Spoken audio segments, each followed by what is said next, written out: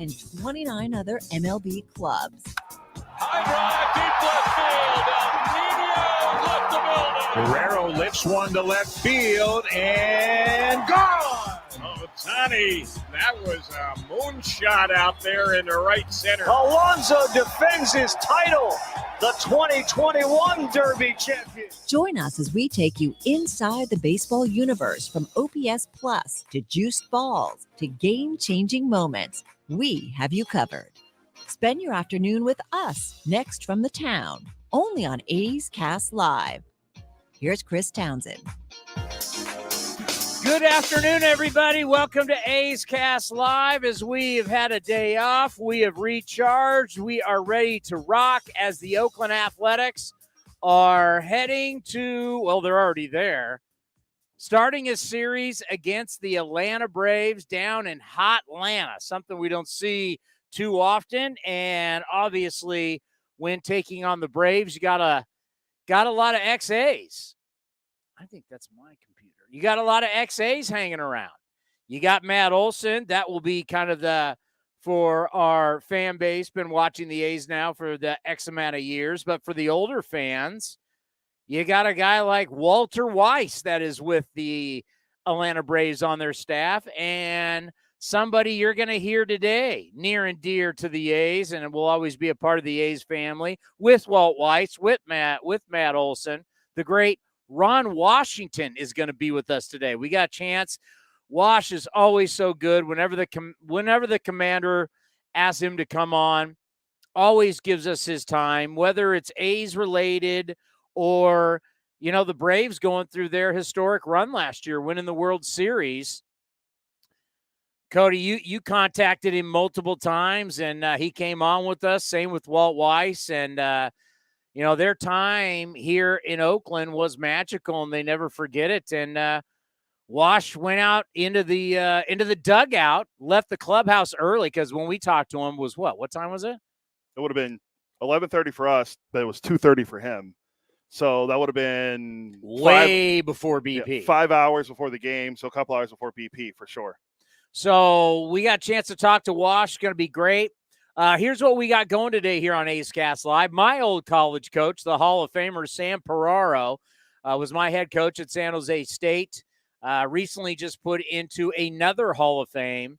We got how many Hall of Fames is this guy in now? It's unbelievable. So as college baseball is heading to the Super Regionals, and of course to Omaha for the College World Series, and then we have a combine that's going to be going on in San Diego. Stuff to get into with Coach and what's going on in amateur baseball. We just celebrated the 1972 World Series A's.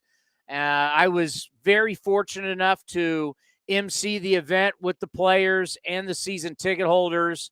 That was really special. It's magical. You bring those guys back, and you're standing next to a Hall of Famer.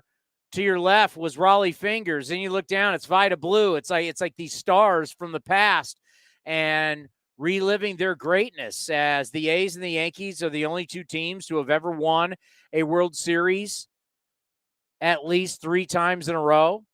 Yankees have done it multiple times. A's have done it once. That's it in baseball. And you can't win 3 in a row unless you win number 1. And celebrating these guys while we still have quite a few of them still alive is great on the organization and was a lot of fun. And the love that these guys, because they're all mid-70s, Campy's 82, something like that? Yeah, I mean, early 80s now. These guys still have this brotherhood with each other, this love for each other, and they still have the stories. And Vida off the air was talking about how getting on the bus and coming on the bus on the way. I'm going to sneeze. Maybe not. Vida was talking about from the hotel, getting on the bus, coming over to the Coliseum, some stories that they were telling. Of course, there's wives and kids on the bus. They're like, whoa, whoa, whoa. Some things you can't say. Well, some things you can't say, some things you can. But that was funny. And it was cool being a part of that. And talking to these guys, you'll hear my interview with the World Series MVP of 1972, a grade A, Gene Tenace at 2 o'clock. And then Wash at 2:30. So we're early. We're on the East Coast now. So Coach Peraro, 1:30. We'll have Gene Tenace at 2 and Ron Washington at 2:30. Look out for the Braves. Braves are starting to feel themselves a little bit as they've won 5 in a row. And they just swept the 4-game set against the Rock Pile.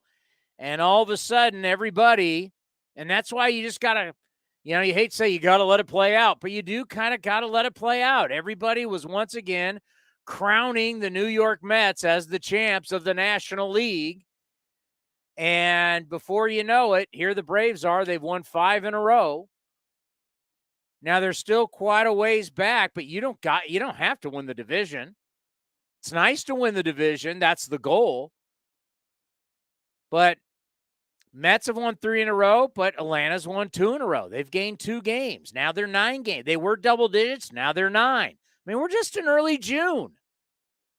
All the Mets have to do, or all any of these teams have to do. I mean, at one point, Milwaukee had a big lead. I'm looking at the standings now. Milwaukee had a big lead, down to a half game.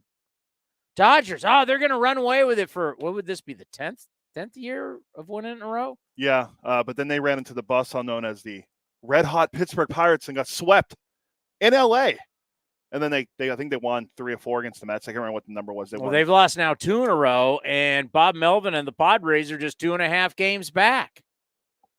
Then you go into the American League, and everybody's getting blown out, but we'll see. Yankees have won 6 in a row. Red Sox have won 2 in a row. Is it 2 in a row in Anaheim? No. They won. They won 5 in a row. They won 5 in a row. They won out. They swept that series? They had to have. Well, they swept the A's, and then they won in Anaheim yesterday. The Angels have lost 12 straight now. Oh, that's right. They left us on Sunday. Sorry about that. Day off. Yeah. So they've won 5 in a row. Haven't gained any ground on the Yankees, but it doesn't matter. Once again, you're vying to get in. And they're 4th in the AL East after winning 5 in a row. The point is, we got a long way to go. So whatever your lead is right now, it is not safe. But the Braves are playing much better baseball. And that's what the A's are running into. And you're looking at a situation to where Braves are getting better starting pitching. They're scoring more runs, playing good defense. Still a good team. And our old friend, Matt Olson, how is he doing right now? Well, Matt Olson, his last 8 games, he's hitting .314 with a .997 OPS, 2 dingers, 5 doubles, and 12 RBIs in the last 8 games. Did you know, or do you know, I should ask, who does lead all of baseball in doubles?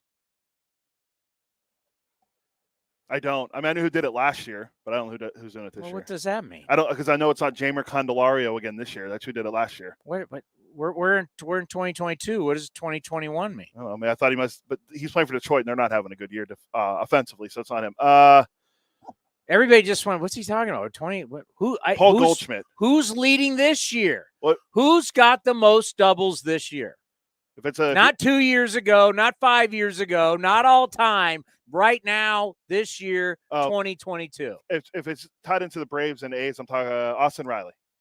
I led you away from the answer, knowing that I think I could do that. It's Matt Olson. Oh. Okay, well, I deked you on that. Yeah, a little bit. Yeah, but I thought it was going to be someone on the Braves. I just think it was going to be Matt Olson. Yeah, he's got 23. But boy, we'll talk to Ron Washington about it. That's tough sledding. Like, you can have the I'm coming back home. Everybody's going to be like the hometown kid, but it's the Freddie Freeman deal. Freddie Freeman's doing well in L.A., and, you're trying to replace this latest generational player for the Braves. He was that first guy since Chipper Jones. Chipper Jones was their guy. Like, organizations, not all. Most organizations, you don't have too many guys like this, where he's your guy, he's there forever. The Braves, because you remember the Braves even got rid of Dale Murphy. They traded him to Philadelphia. Sorry, my alarm threw us both off, I think, there. Well, it's 1:15. What do we? What? Some of us have to clock back in from our union-mandated 30-minute break. Oh, it's all about you and the union. Well, you're a union worker, and God bless you. That's more of a joke. There's no union for us. But that's okay. Well, it sounded good. Yeah, I know. It's an old joke that I used to always tell people when I actually did belong to the grocery workers union 20 years ago. Or no, that'd be 11. You're still paying your union dues of the grocery workers of the great state of Pennsylvania? No, I think I moved past that now. But you threw me off with this Matt Olson thing because he hit 35 doubles all of last year in 156 games. Oh. He has 23 and 55 already. Maybe the baseball and the humidors kept it in the yard. More doubles for Matteo. He might eclipse 40 easily this year. He's already at 23, and we only played, we're a quarter or a third of the way through the season. So if he does that again. By the way, speaking of my mugs, got to show you the merch. You got the hat on. Correct, I do. The Pitching Ninja coffee mug.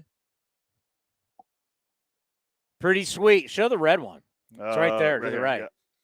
Show it. Go. Rod Friedman, our buddy, the Pitching Ninja. He's got unbelievable merch. Go to his website. You follow him on Twitter.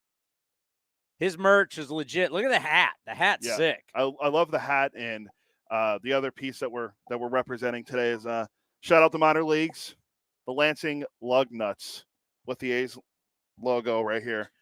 This is a big couple days for somebody when it comes to that. Do you know who that is? The minor leagues? Minor league broadcaster coming up. There's two of them. There's only one that matters to me. Is that the great Bob Hards? And why is that? I don't know. I'm following the advice you told me. I don't know. What are you wearing? A Lansing Lug Nut shirt? Stockton's weighed in. Stockton in the house. I do you own? I don't have any Rockhound gear. Yeah, I don't either. Where is Bob Hards? Where is he? What's he doing for A's Cast Live? We should probably talk to him. Or Bobby Crosby. He's a friend of the program. He's the manager. I can't ask the manager. He could talk to Bob for us and tell Bob Bob Hards, you're on the board. You're everybody else. You get represented. I can pull out Stockton Ports. I can do Lansing Lug Nuts. I support our minor league system. They got to support us back. Where's the merch? Bob Hards, you're on the board. And Bob's actually calling the game today and tomorrow in Atlanta with Vinny. That's what I'm saying. Today's going to be like, hey, I'm looking at the Lug Nuts right here. Shout out Jesse Goldberg-Strassler, who gave us the Lug Nuts gear. He will be calling the series next week in Boston with Vince. And he'll get the love. Yeah. I had the Ports shirt on the other day on the field, supporting the great Stockton Ports. The great Alex Jensen, who mooched off me all of last week. I love being boarding for him. But it was good to see him and his wonderful soon-to-be wife. And you like throwing him under the bus. Yeah. Well, he's not here, of course. So we're going to talk to Ron Washington about it. It can't be easy for Matt Olson to replace Freddie Freeman. Freddie Freeman was this generation's Chipper Jones. That's kind of hard to say, Nick, because it doesn't seem like Chipper Jones is that old. But how many organizations have that guy that, you know what? He was here his entire career. He's Mr. Brave. Chipper Jones was Mr. Brave. What? Hold on. Wait a minute. Wow. I heard this, and you know what? For all of you people who when we bring on the Mad Dog and Chris Russo, and you go, I love Russo. Russo is a Hall of Famer.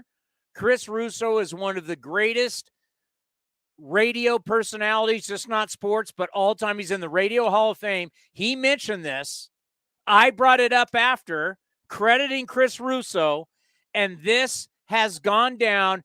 This is no joke, because normally we're joking on just about everything. True. It's the entertainment business. Yeah. This is serious.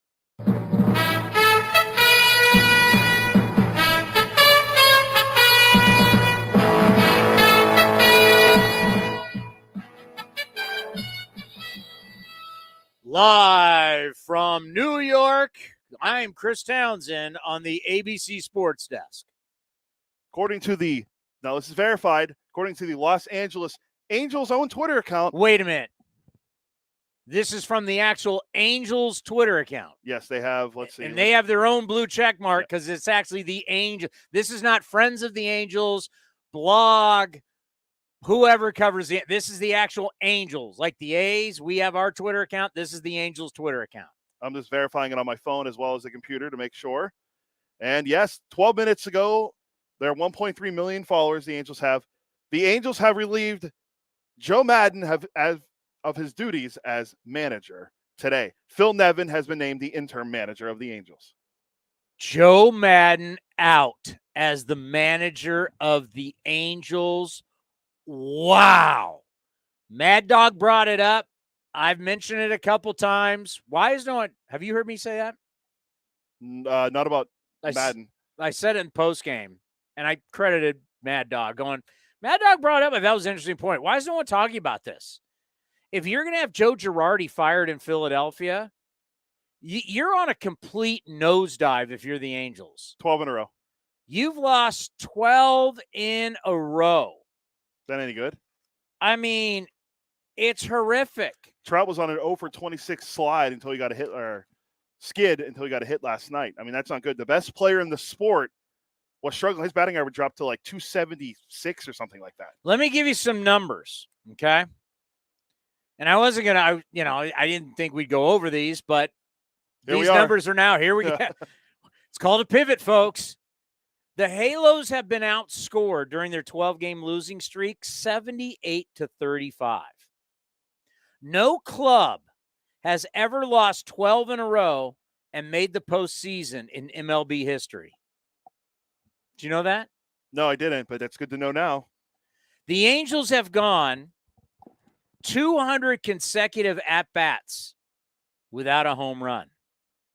This is the Angels' longest single-season losing streak in club. No, it's tied. A loss tonight would be the longest losing streak in club history at 13. They dropped 12 in a row. Win. See, again, I'll play into a bit I don't know. Yeah, I don't think you'd know this.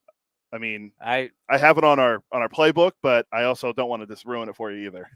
When were you born? 1988. Yeah, the year you were born. I wasn't even born yet when this happened because I was born November of '88. Okay, before you were born, the Halos, they concluded the 19. Oh, wait a minute.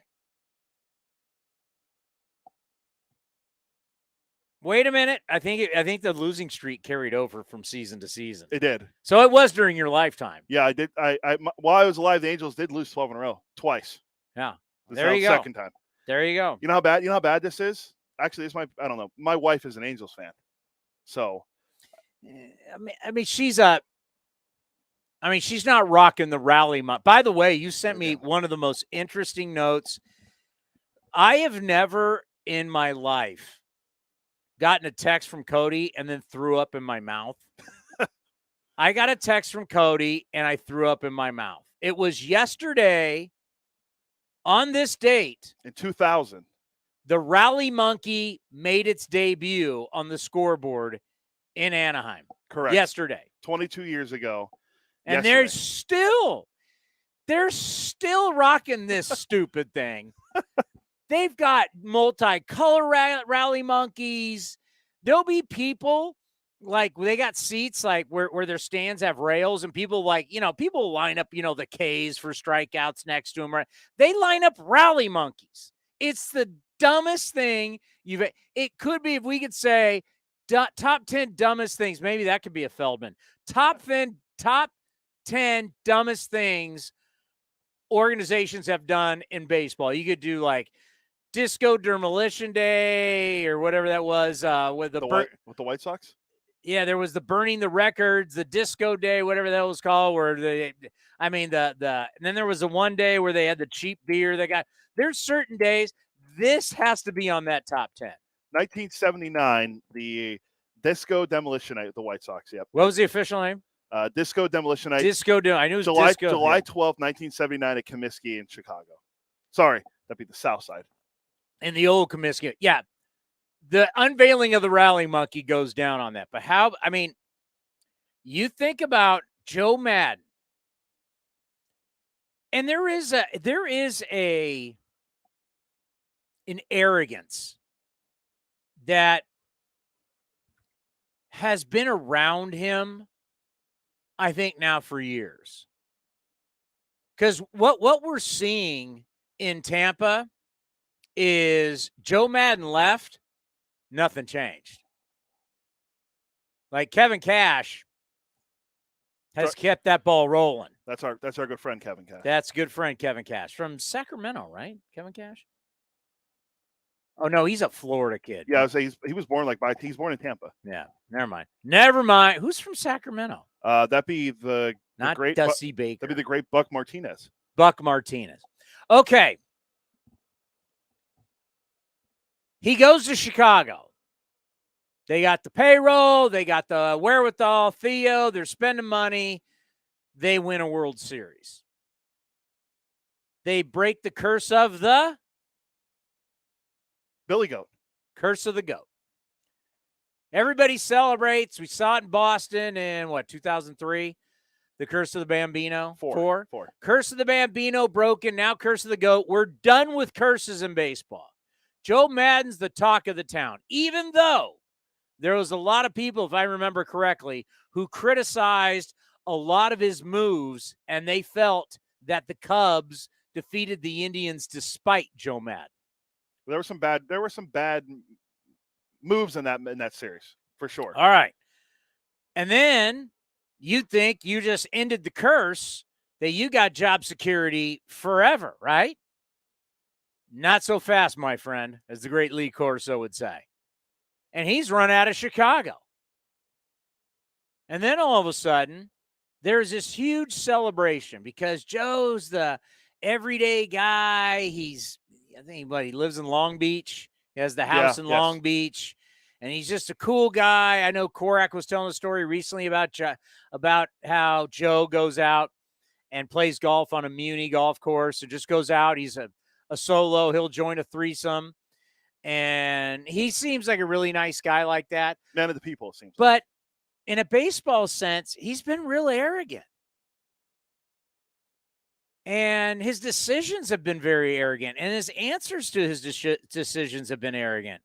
And he showed up like, oh, my God, get rid of Brad Ausmus. Ausmus was there for, a year? Get rid of Brad Ausmus. Joe's back. Joe's come back home.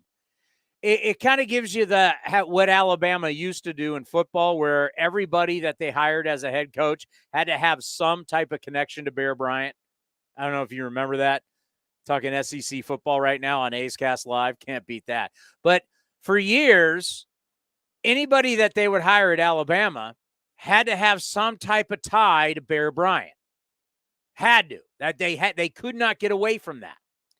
And it burned them for a long time. This was, I don't know if that's apples to apples, but I always think about that because they kind of tried to do it with the Packers and Lombardi too.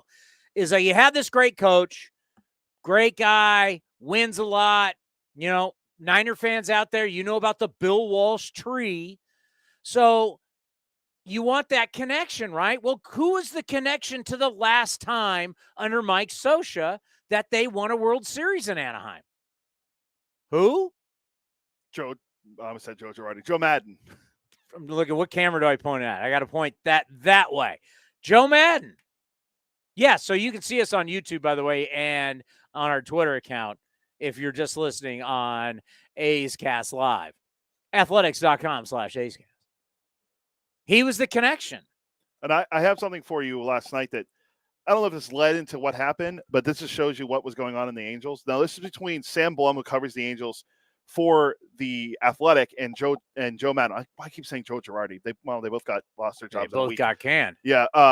But this is an exchange last night. I listened to the audio. It was actually really poor from Bally Sports West. Let me ask you: was this for public consumption or? No, it was during his press conference last night after their loss. Oh, okay. So the reporter Sam Blum asked, "Do you feel like the team's still competing and fighting the way you want?" Madden said, "What do you think?" Blum responded, "I mean, you've lost 12 in a row, Madden, but you've asked a different question. What do you think?" And then Blum responded, "I'm asking what you think." And then Madden went on by saying, are you asking we're not competing? And then reporter said, I'm not saying that. I'm curious if you think so. And then Madden responded, well, you must be thinking that if you ask the question. And then, well, I'm not the manager, but you guys have lost 12 in a row. I think that's a fair question. Then the Angels PR asked them to move on from the back and forth. Blum said, he's asking me questions. Madden said, I am.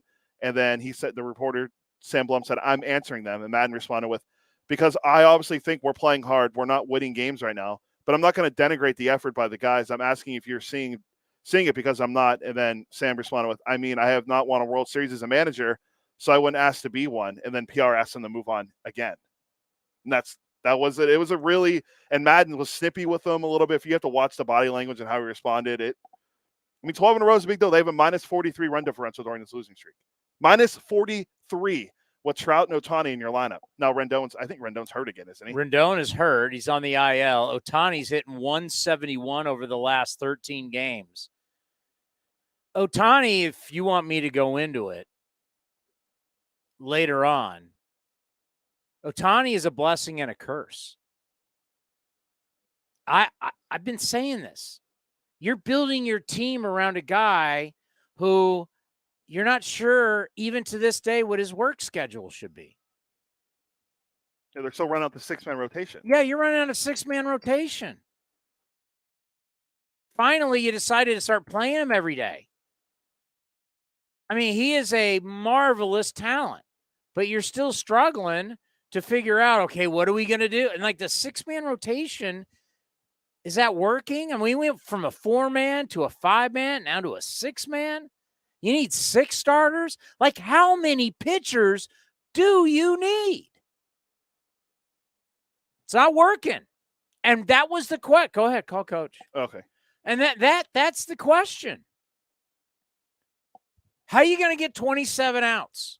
You're going to tell me about how great your offense is. How are you going to get 27 outs? Ron Washington's going to tell you pitching and defense. This next guy's going to tell you pitching and defense. I mean, it's how are you going to win if you just can't get your pitching together? And how are you going to get your pitching together if you've got a 6-man rotation? And what happens if someone gets hurt inside that 6-man rotation? Now you got to go find another guy. I mean, it's like the amount of guys you got to find. There's not enough pitchers in the world. There's just not. And they're also now. But Madden, by the way, what was the thing where he walked? Who did he walk? He walked Seager? Seager, yes. He walked Seager. What was the explanation? It was an arrogant explanation. And it was just this, like, he's just felt like he's bulletproof. Well, and it's like leadership have you felt great leadership by Joe Madden since he went to Anaheim? I can't say Chicago. I mean, as much as you think I'm living in the central of this country and I'm all into the NL Central, I wasn't living in the NL Central when Joe Madden was the manager of the Chicago Cubs. I would say no, he hasn't. And the reason I say that is, how many winning seasons have they had? None. Exactly. And now I know their pitching hasn't been there. Okay, coach is ready. But they also hired a guy from the front office to be their bench coach, Ray Montgomery, who a lot of people think will eventually be the manager of the team. Oh, Phil Nevin's the manager now. Yeah, interim manager for now. Which, by the way, if they play well, I mean, there's been a lot. I mean, Phil Nevin was here on the Giants staff. He was on the Yankees staff, and there's a lot of people who felt that Phil Nevin would at some point be a big league manager, and he now is. How about a man who coached against Phil Nevin back in the day and knows so much about our great game of baseball? He's a Northern California baseball legend, the Hall of Famer, the former head coach of the San Jose State Spartans. The great Sam Peraro is with us on A's Cast Live. Coach, how are you? Chris, it's great to hear your voice. I have been enjoying watching you on TV and listening to you, and you're a real fan favorite of my friends, and so I'm real proud of the work you're doing. Great to talk to you. By the way, when we were talking about you earlier in the show, I seriously, I've known you my entire adult life. I literally cannot keep up with how many Hall of Fames you're in. How many Hall of Fames are you in now after going into the mix? Because a lot, before San Jose State, people might not know this, but you won championships at Mission College at the community college level. You went into the Mission College Hall of Fame. How many Hall of Fames are you in now? I'll be honest with you. I really don't know. I've been fortunate to be in a couple of them. And, obviously, anytime you're honored like that, Chris, that anytime we get that type of an award, it's on the wings of other people, right? And so in my case, it was my players and assistant coaches. And so that's kind of how I look at it. But you're honored anytime those things happen to you. Well, you're welcome, Coach, for everything I did to get you into those Hall of Fames. You're welcome.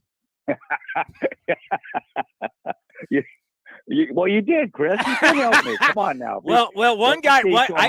I played golf yesterday. I played golf yesterday with a guy that really helped you, Dave Sick, and I. He was our ace back in the day, and I played golf with Dave. Yes, and I was joking with Dave. I'm like, when are they going to retire my number 21? Kim Caminetti and I were number 21. When are we going to retire this number? I'll go on the back with Caminetti. Well, I'm going to have to bring that up the next time we have an alumni meeting. I'm writing that down right now, okay? Big news today, Coach, out of Anaheim as Joe Madden let go. They've lost 12 in a row.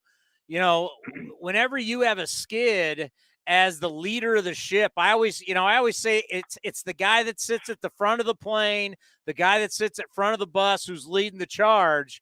When you're in a skid like that, I mean, that you talk about a dramatic shift this close to the season, just your feelings on making a change like that for Joe Madden. And we can also throw Joe Girardi in there in Philadelphia.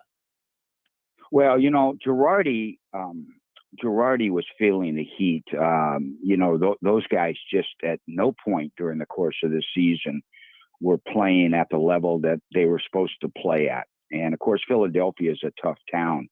If you're not performing, the media is very tough back there. The fans let you know when you're not playing well. So Girardi, although I always have a lot of respect for what he's done in his career, you can see that coming.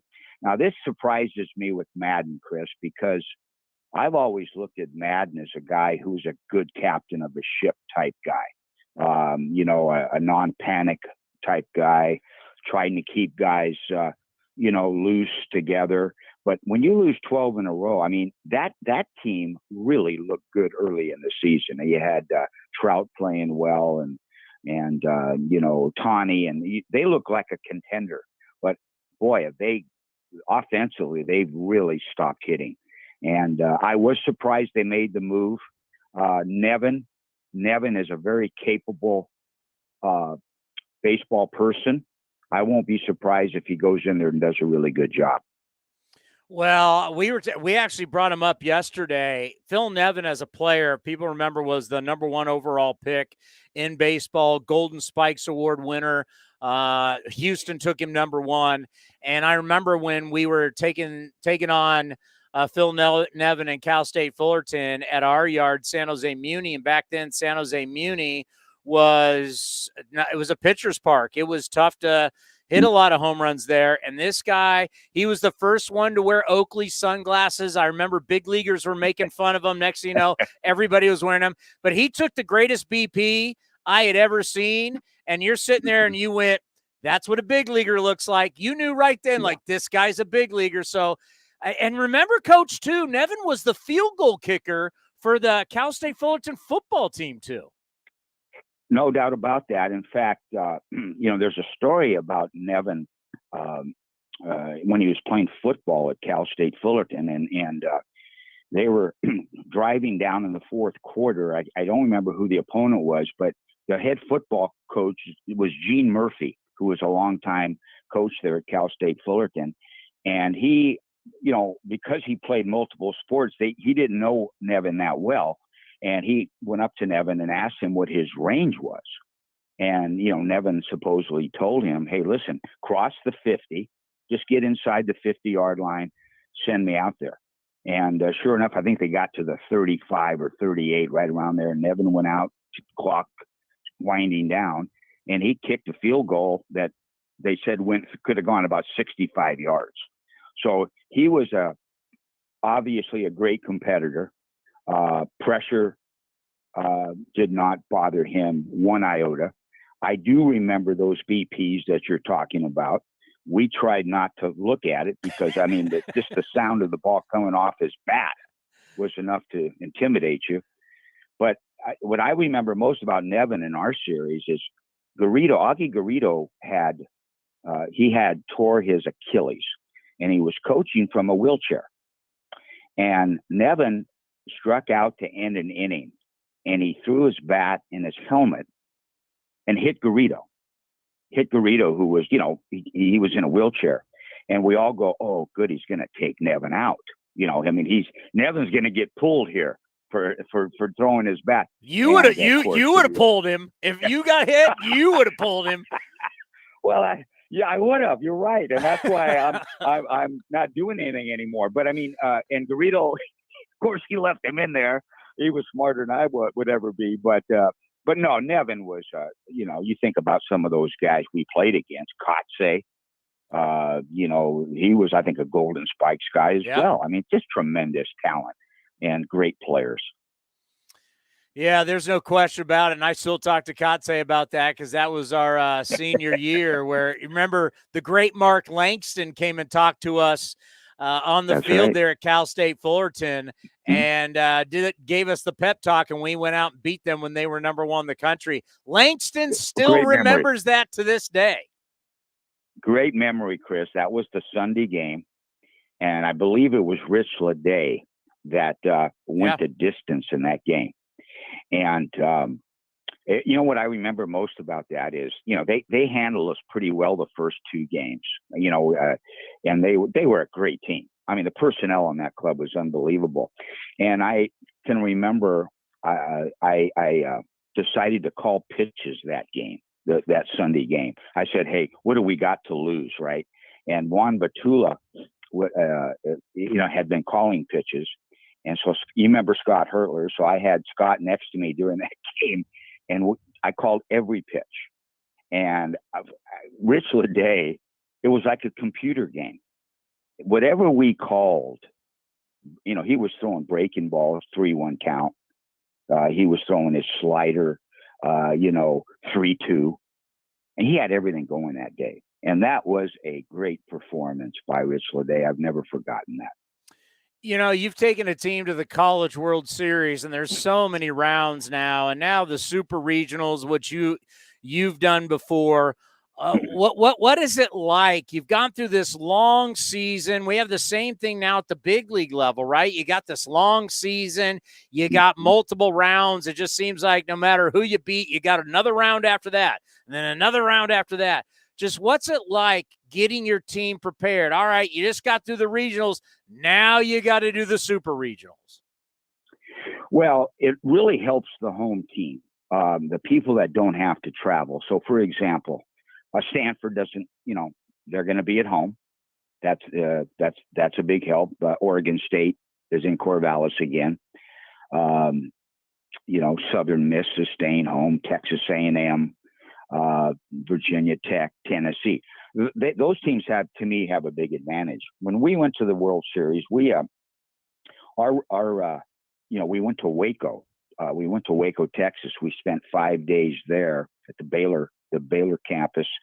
We came home for 2 days. Then we had to turn around and go back to Houston. And we spent, I think 5 days in Houston for the Super Regional. And then we came home, took final exams, and 2 days later we're off to Omaha. So, it was and to be frank with you, I mean, we were on the road for a month, almost a month straight, as we had finished the season at Rice. And so, but your adrenaline, you're young, Chris, you remember that. I mean, when you're young, your adrenaline kind of gets you through things. So you're not feeling it at that time. You're just excited. These teams are so excited. I don't know if you watched that Stanford Texas State game last night. That was one of the best college games. My wife and I were watching that game, and that had to be one of the best college games that I've ever seen. I felt so sorry for Texas State, but I was elated because I'm kind of pulling for Stanford. But these games are so intense. Every pitch has unbelievable meaning. It could be hot, it could be cold. It doesn't bother you because the intensity, the focus, is unbelievable. And the teams leave it out on the field. Yeah, people don't think about the school aspect, and I was actually watching the Women's U.S. Open this past weekend, Pine Needles in North Carolina, and there was, I think her name was Lindblad. She's a young woman from Sweden who plays at LSU, and here she is, Coach. It's the U.S. Open. It's the Women's National Championship in golf, and after she's done with her rounds and everything she gets done, she's got to go back and write papers because it's at the end of the year. You got these other professional women who are playing golf all around the world, and they're playing for a major, and here she is competing with them. And then they all go to dinner. She's not going to dinner. She's going back and she's got to do studies. Yeah. So you got to compete at the highest level and still got to get your work done, especially for the athletes at this time of the year, because you're in finals time. Exactly right. And you know, there again, I remember that because we did bring in a couple of proctors actually to Omaha because some of the guys had to take finals once we got there. And so, you know, of course you think of it as a distraction, but at the same time, you know, you're just in the mode of doing things, right? You're in that mode. Hey, whatever it takes, we're going to do it. So I think athletes, you know, in general have that discipline. They have that work ethic that enables them to do special type things like what we're talking about right now. So I'm not surprised by anything that these great athletes do. You know, I'm not totally up on how this combine's going to work in San Diego for these amateur players. Cody, what's it? Beavers is the guy's name from Cal. Yeah, Dylan Beavers, right fielder from Cal. Yeah, he was on MLB Central this morning. They had him on talking about it. That was good national pub for him. Coach, I know you probably don't know much. I don't think really we all know how it's going to go down. We're going to actually get to see it on MLB Network. But as someone who's coached so many student athletes, you've coached so many guys who have been drafted. How do you just like the idea that the top players are going to have a combine where now all 30 teams can have their talent evaluators there and they can see these guys and get to see what they have to offer versus just showing up to a game with a radar gun and scouting them? Well, I think it's going to be obviously from an evaluation standpoint, it's going to be really good for those people, and I think there again, these are all top players that we're talking about. They're not intimidated by that type of environment. You know, in fact, I think some of them thrive even more. I mean, you've probably played with guys, Chris, that if they knew a scout was coming to practice or to a game to watch a game, you know, in their minds, they were coming to see them. You know, it was, hey, this is my opportunity to present my skill set.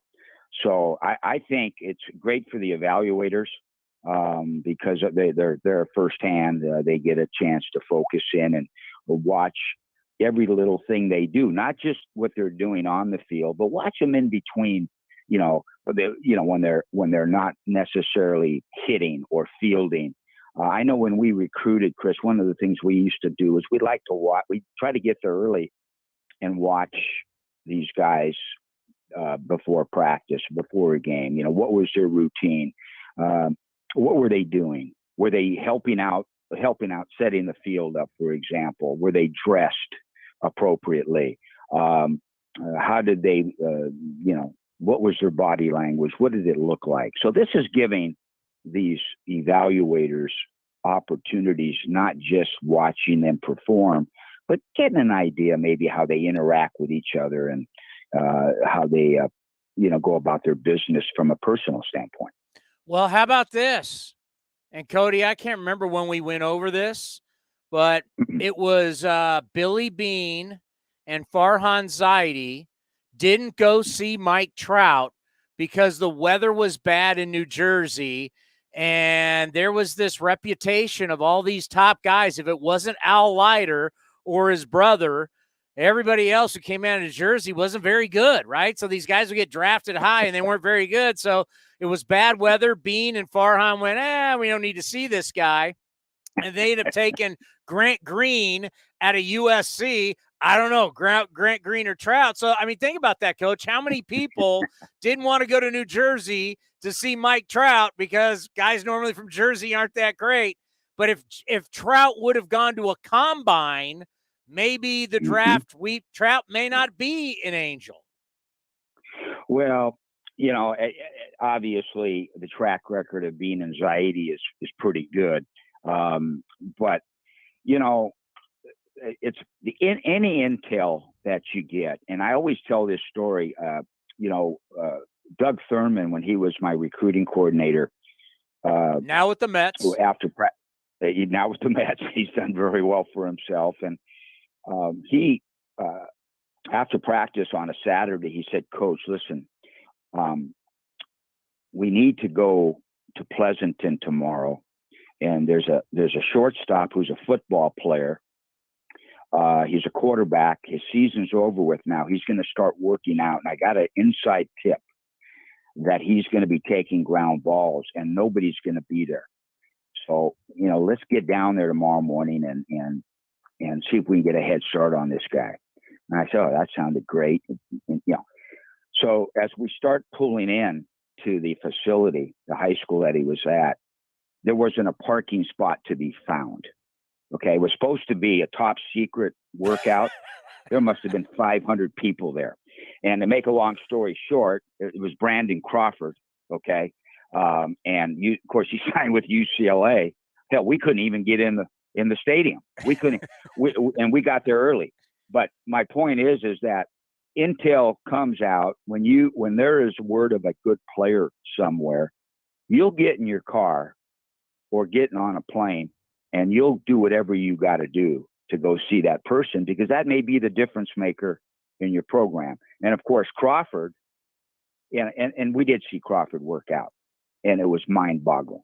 It was really mind-boggling. We just were looking at each other, go, this guy's been playing football the whole season, and here he is first day, and he's taking angles on balls that it's like, oh my God. And he went to UCLA, did very well there, and he's still playing at a high level. So, nothing surprises me anymore. You can't get every guy, but when you get a lead on something, you do have to follow up on it if possible. Not only have you had a great career as a head coach in college baseball here in Northern California, you're also a baseball historian here. And to think about how much you love the game, how much you love both teams, the A's and the Giants. We just celebrated, and I got to be the MC and the Q&A with the season ticket holders of the 1972 team.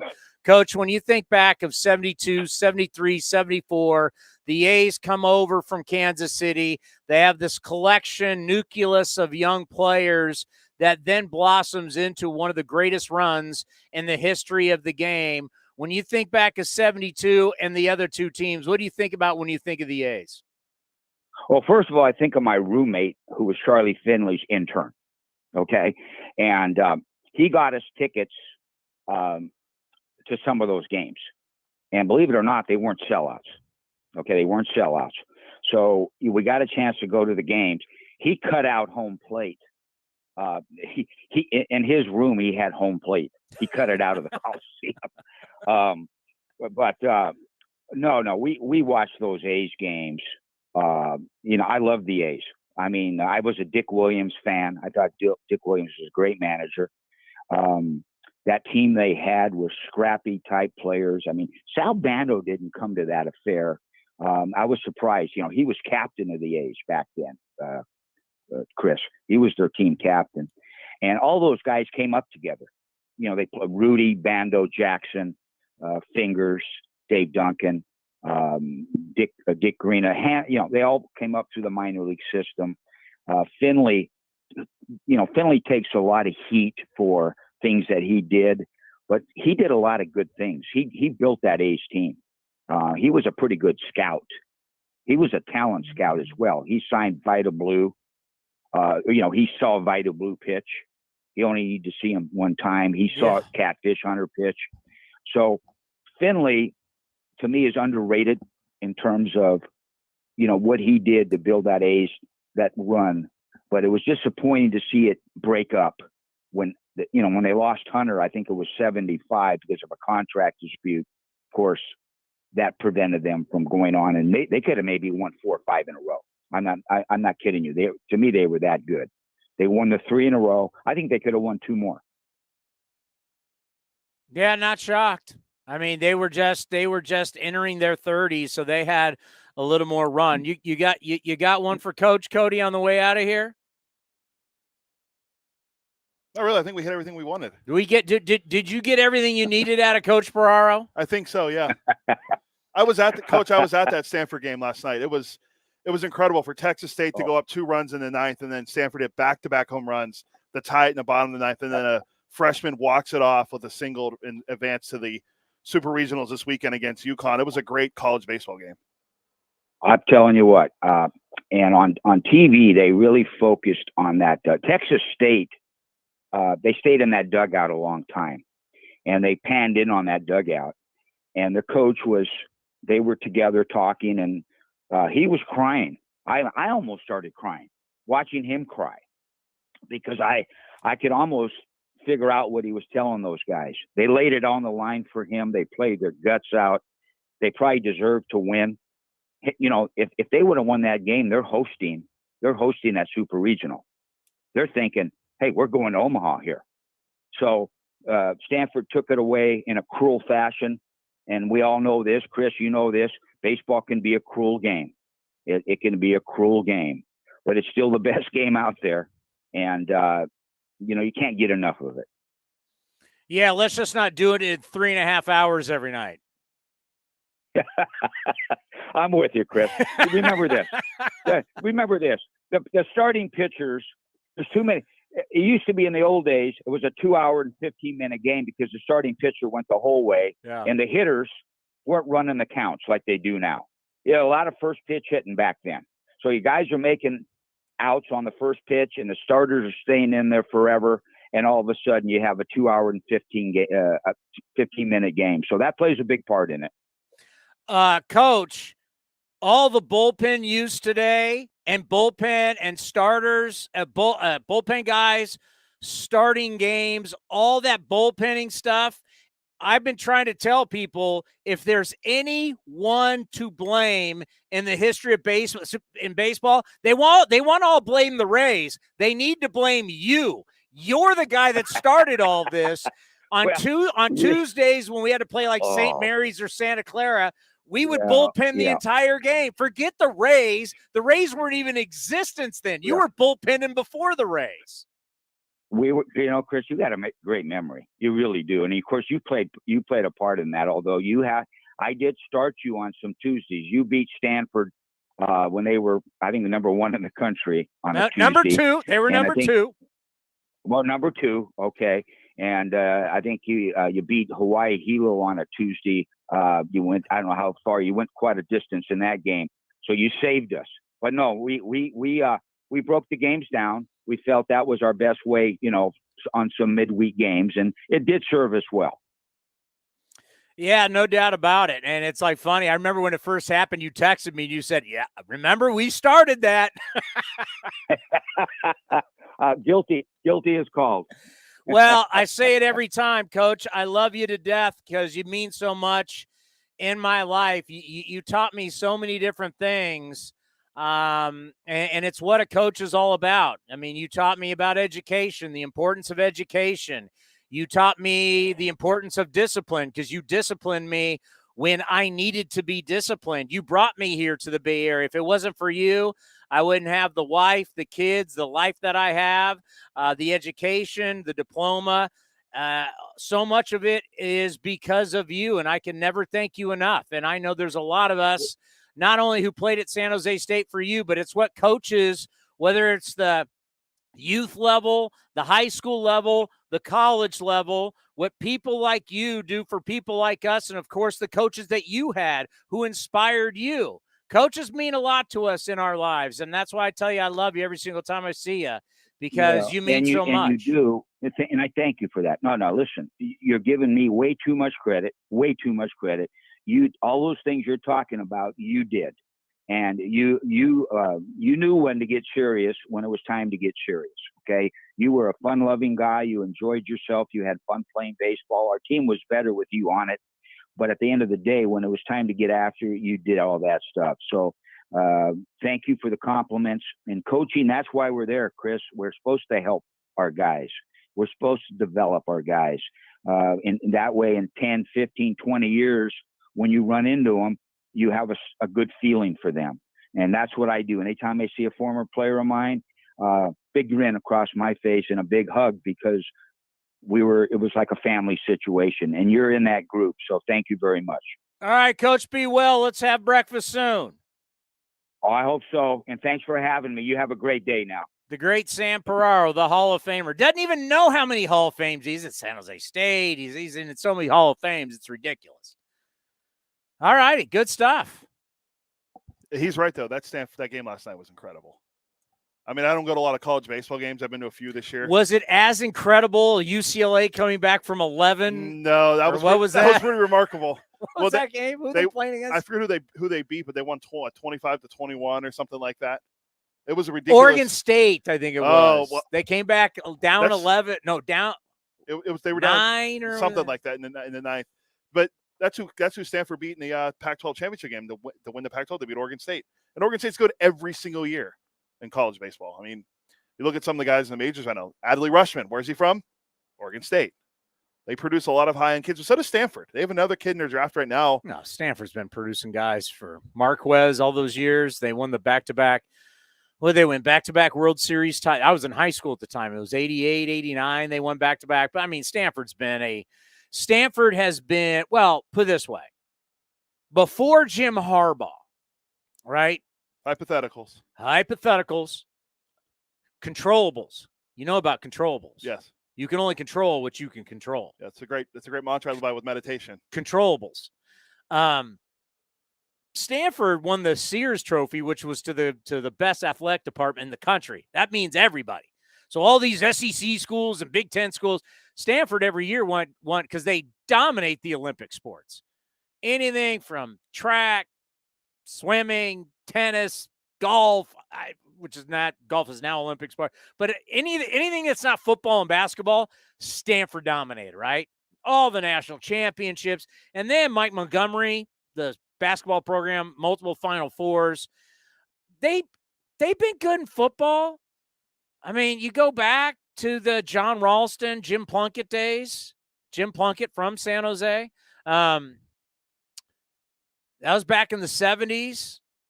And, then they had some very good runs. And a guy that I played golf with quite a bit, Tyrone Willingham, if you remember that. Walsh came back again, but it was Harbaugh got him on the map. Harbaugh got him into BCS games when we had BCS games. But from a baseball standpoint, Stanford's always been an elite program, and they've had so many number ones, so many great players. It's unbelievable. Yeah, I mean, their current coach I took them down at Sunken Diamond. They were number 2 in the country, and I took them down. That's a big accomplishment. It was a long time ago. Wasn't A.J. Hinch on that team? You're damn right A.J. Hinch was on that team, and I threw it by his ass, too. Print it. So what's funny about he was a number 1 pick. At David Esker is the head coach, the former Cal Bear, but also I'll go after it.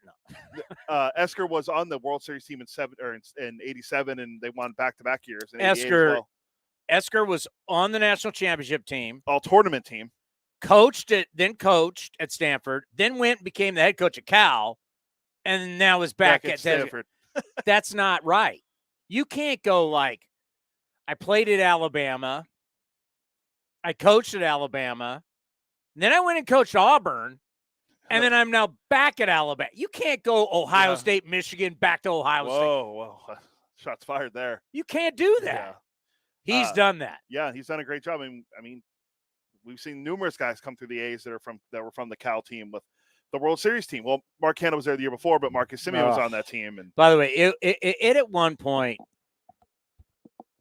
I know I got to be pro Bay Area guy, but if you go back to my roots, no, I don't like Cal or Stanford. Don't like Santa Clara or St. Mary's either. Played against them all. It was nauseating how much Cal we had. Let's be honest. Yeah. Melvin, Canna, Simeon. I'll even throw Joe Stiglitz in there. I mean, everywhere you went, it was Cal. Dalton Jeffrey still.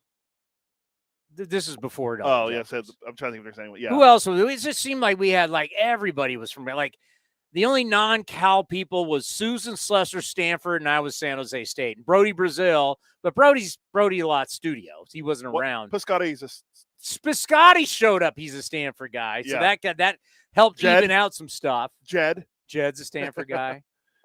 Are we forgetting anyone else that's Bay Area related? Sam Fold, Stanford? Yes. It's another one. Everybody remember Sam Fold? Isn't he the Phillies GM now? Is he a GM? I think he's the GM of the Phillies. He's the official GM? I remember he was in the front office. I think he's the official GM because Dombrowski is the president of baseball operations. Oh, because I was like, Dave Dombrowski runs that show. Yep, current general manager of the Philadelphia Phillies. You know what's crazy? Because we haven't done a winter meetings, because we haven't really, because of COVID, essentially, COVID into still not meeting in 2021. Who knows what will be like at the end of this year because we had lockouts. So we didn't have a winter meetings because of the lockout. So from COVID to lockout, kind of the movement, unless you're really in that world, the movement of the front offices just kind of hasn't been a big deal. Am I wrong on that? No, I feel like you're right. I mean, besides like guys getting let go, like what happened? I mean, how many general managers have the Mets had in the last 2 years? Well, think about it. We always would for years would always have general managers on the show. That was like a big deal. That's the general manager, but like we haven't and you'd see them at the winter meetings, and there they are. It's like we haven't gotten together as an industry in so long. Yeah, because we saw Sam Fold in San Diego. I went up, said hello to him San Diego was the last winter meetings for baseball. Would have been December 2019. Yep, correct. Because then the virus was hitting at the time, but the virus then would in 2020. Yeah, we saw Sam Fold down there. Saw Farhan as he was making a trade, we saw him. Farhan was making a deal, and literally big league dust. Cap. Did Kapler come on with us before or after? And what was the deal? I don't even remember. Oh, it was when they traded. They traded away Zach Cozart, who was owed a ton of money to the Angels, and the Angels gave up Will Wilson, who was their first-round pick just a few months prior. Crazy. Yeah. But you really don't see that happen very often. We were feet away because at that point we were only streaming at the time. Now we can say we're on video. We were down there. Our booth was right next to the Yes Network. And when it got announced that Garrett Cole, we were right there when Garrett Cole, it was announced. We were right next to the Yes people. And that's when, as much as Cody wants to get on my friends from New York, because there was another MLB Now. You know, we love MLB Network. MLB Now did a whole thing on Aaron Judge today. And, of course, it's all the New York-centric stuff. They're a different level. Like, when you go down to the winter meetings, there's only one team, that has a full television set right next to A's Cast Live. We're the only – the Padres station was there, and the only reason they were there was because it was a home game for them. We were the only other – so that's one team. They're the home team. So I really don't think they count, but they were there. We were the only other team, us and the Yankees. We were the only road teams that were there doing a full-on thing. It was the A's and the Yankees. We had A's Cast Live.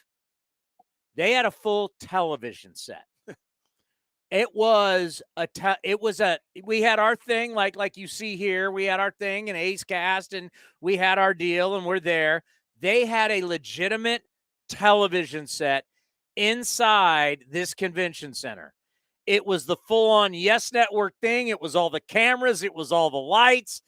They had they have like 6 personalities there. Yeah. It was like, well, they're the Yankees. You know what it showed you? It's the Yankees and everybody else. I think I saw Aaron Boone go on there more than some of the analysts did. Aaron Boone was on there every day. Yeah. The manager of the Yankees, he better show up. Well, because remember, the Yankees own the Yes Network. Yeah. They'd bought back in at that point. And, the manager of the Yankees, you can't even get managers to show up for local beat writers. You betcha, Aaron Boone. Because you know why? You know what the Yankees understand? Branding. Yankees understand branding. They understand what their brand means. It means money. So you know what they did?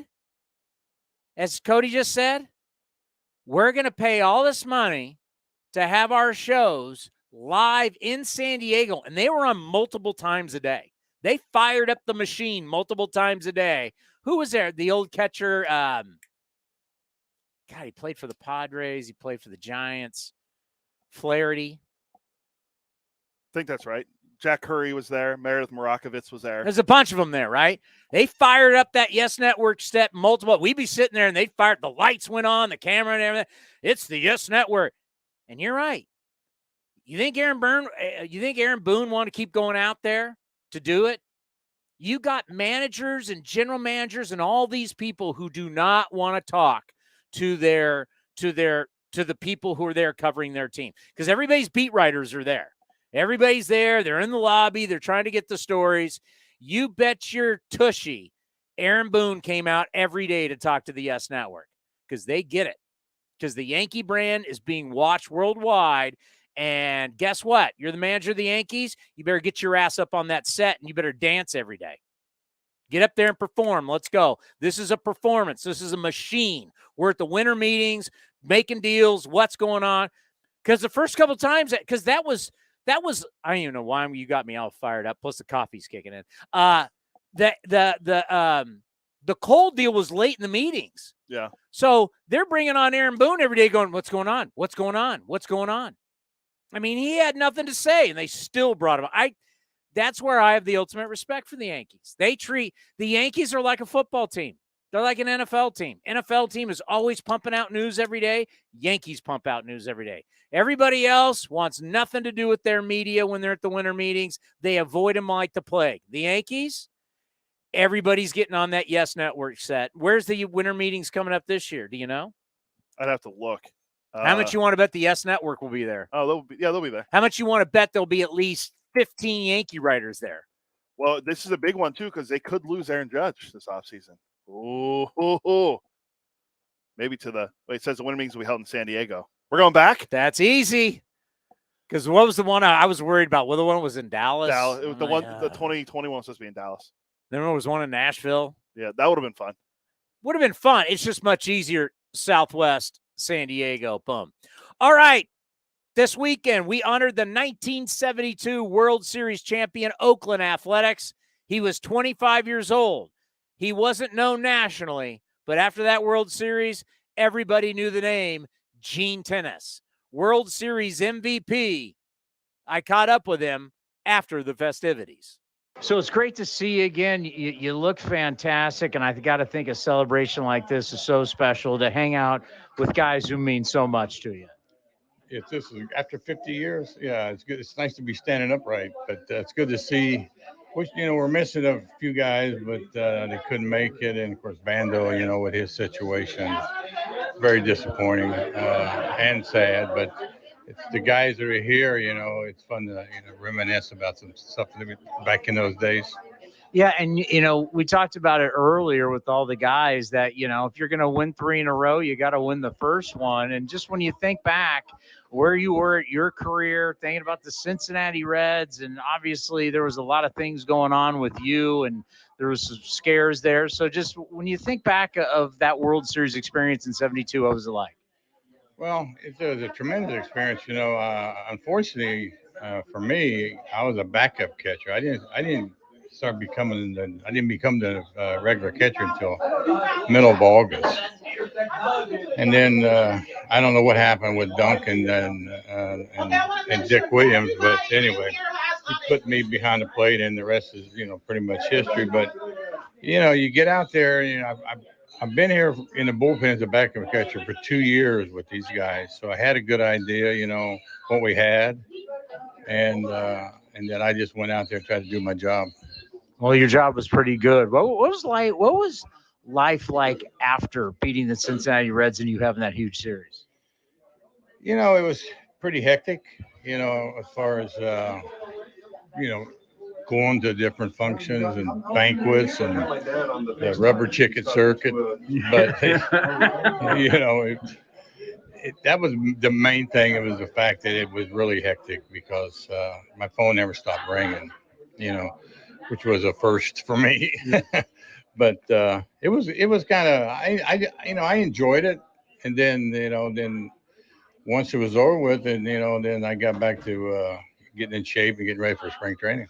I think about, when you reminisce about the good old days, a lot of the real fun stories, and we had for everybody who doesn't know, we had a season ticket holder event earlier today, and one of the fun things you talked about getting on the mule and Charlie O the mule. There's so many fun things that are not going to come up in the media, but how much of those stories come up in a day like this when you all get together? Quite often. But it's fun to be able to like Epstein talking about him and Reggie getting the scuffle there in Arlington. And the funny thing is, you look back on all those things, you go, wow, man. And I just happened to come back in the clubhouse when there was nobody in there. And I just happened to see it, and I just, took off and tried to do the best I could to break it up. But yeah, just to sit around and reminisce about not only that, off the field stuff or in the clubhouse stuff, but the way we played as a group. And I think Steve up there said it best. We had our issues off the field, but once we got between the white lines, you would have never known we had a problem. I mean, it was just amazing how these guys could come together and play as one unit. The great answer is no comment when you get asked. Yeah, that's that's usually a big question is no comment. But you look back on it. I mean, when you talk about this ball club, we're the only organization. There's only one other organization that's done this. And of course, they've done it a few times. Was the Yankees, and then for us to do it, and nobody else has done it yet. It's mind-boggling. It gives you an idea how difficult it is to win. Not only win them one, that's tough enough, but to win 3 in a row, I mean, it's just unheard of. I mean, there's been organizations who won 2, like Cincinnati. When I was with Toronto, we won back-to-back. Yeah. As when I was there as a coach in 92, 93. Couldn't get that third one, though. That's how tough it is. I mean, the competition is that good, up here. Yeah, people don't realize it doesn't matter what sport it is. Like the Tampa Bay Lightning in the Stanley Cup final is trying to go for 3 in a row. I mean, just winning one, you can talk about a golfer or a tennis player winning one major, and you talk about winning multiple ones and doing it in back-to-back years is just unreal. But let's end on this because I want you to obviously have the time with all your buddies and all the families. You talked about catching this staff, and one thing our good friend Ray Fosse always talked to me about is that A's won championships because of pitching and defense. That's why you guys won. And you talk about this staff, just how special the pitching staff was and how it carried you guys. Well, it's the best staff, that I ever caught. And I played almost 15 years and with 3 other different organizations. I was with the Cardinals in 82. We had a nice club. We won that world championship. But it couldn't compare. The pitching couldn't compare. But Ray's 100% right. Our strength was our pitching and defense. The thing about our defense is our pitching was good, really good, but our defense made him even better. And that's the best way I can describe our ball club because we thrived on pitching and defense. We only had one 300 hitter. That was Joe Rudy. But we had a lot of clutch hitting guys. I'm going to tell you, just loved to grind out at bats and try to do whatever they could to, 2 out RBIs were amazing. We had Bando and Jackson and other guys up and down Epstein, up and down that lineup, Campy setting the table for these guys. Even Dick Green pitching in, at the bottom of the order. So, we had a club that, enjoyed winning. I called a group of guys, 25 guys with great makeup. Had a little talent, but had great makeup. To me, makeup covers a lot of intangibles. Mental toughness. I don't think I've ever been on a club with 25 guys with mental toughness. These guys, there was no way these guys felt like they were going to get beat by anybody. They're going to find a way to beat you. That's pretty much how it went with us. But our pitching was our strength. There's no question about it. And our defense, I don't think got enough of credit because they were that good. And I'm surprised that they didn't get a lot of credit. Well, I'll tell you what, speaking of clutch, no one's more clutch than you in the 1972 World Series. You're an A's legend. It's always great to have you on the program and truly enjoy a moment like this because I know it means so much to you guys to get together because you are a bunch of brothers. Yeah, you got to enjoy. You don't know how many more of these you're going to have left. Yeah, that's real. And you hate to say it, but it's very obvious because one of the things that we talked with a lot of them about was about our beloved Ray Fosse, who would play with these guys and then 73 and 74. But yeah, you're not kidding. I mean, these guys are happy to be alive. You know, Sal Bando had a stroke. I believe that's what it was. Yeah. And I mean, they've lost a lot of their brothers. There's quite a few of the players from that team that passed away. So, like they said, we don't know how many more of these. Like, is this going to happen again next year for 73 and then next year for 70, then the year after that for 74? I don't know. But yeah, just the fact that every one of them said it too. So tomorrow you're going to hear Vida. And then, I keep thinking today's Monday. So today's Tuesday. So Wednesday, Vida. Thursday, the Hall of Famer, Raleigh Fingers. Correct. So if you didn't hear him over the weekend, I played him in the A's Total Access show. So we're replaying him because odds are a lot of you didn't get to hear it. So Gene Tenace, the World Series MVP today. Tomorrow, Vida Blue. And then on Thursday, the Hall of Famer, one of the greatest pitchers of all time. Can make the case greatest reliever of all time. And that will be Raleigh Fingers on Thursday. And all three of them. But I got to be around all of them. But in the three interviews, they all talk about, hey, we're all, knock on wood, we're all here. This group's here right now, and they've lost some people and it's sad. And they're happy, they're happy to be alive, whether you're 75, 78, 82, guys are happy, they're happy to be recognized in their family and everything, but they're happy to be here and be able to still do this. And I thought it was, I think from Dave Cavill, Catherine Aker, everybody down, great job. Great job what we were able to do to celebrate these guys. I know it means a lot. Probably will always mean a lot, but I think as they get older, it just, it means something for them to see each other because otherwise these guys wouldn't see each other. It's true. And it was great actually getting to see a lot of these guys in person because I've never got a chance to meet them and getting to meet Raleigh because we had that huge discussion. That's probably last year where we went on for like an hour discussing why we think Raleigh is a better reliever all time than the great Mariano Rivera. So it was great to meet Let's Raleigh. go on New York radio and do this. You think they would agree with us? They'd probably be like, who's Raleigh Fingers? We only know Mariano Rivera, John Wetland, and Aroldis Chapman, and now Clay Holmes. They only care about Yankee relievers. What about Goose Gossage? Only care about Yankee. Well, okay. He was pretty good too. Oh, wow. Did I just throw you for a loop there? That's A's legend, Goose Gossage. Don't you forget. Were you there on Saturday? Yeah. What were you doing? I don't really remember you being there. Who do you think set up the interview with Raleigh? Oh, you went over, grabbed Raleigh. Yeah, Thanks. I talked to Raleigh. I put a nice video out on Twitter about Raleigh talking about going from. I got to go into the room with a bunch of them and get Gene Tenace while they're all sitting there hugging each other. I got to get Gene Tenace. You're getting Raleigh after he does a TV thing. He's by himself. Oh no, Raleigh didn't do TV just yet. But Vida's. I had to do the legwork. Vida's your good friend, so that was easy for you. Vida's wonderful. I can't get enough of Vida Blue. Vida Blue is he was cool then. He's cool now. You can't teach cool. He's the great Vida Blue. There's no getting around it. Even at 70, I don't know how old he is. Vida Blue's still the coolest guy in the room even he's like 75, 76. I probably should look it up.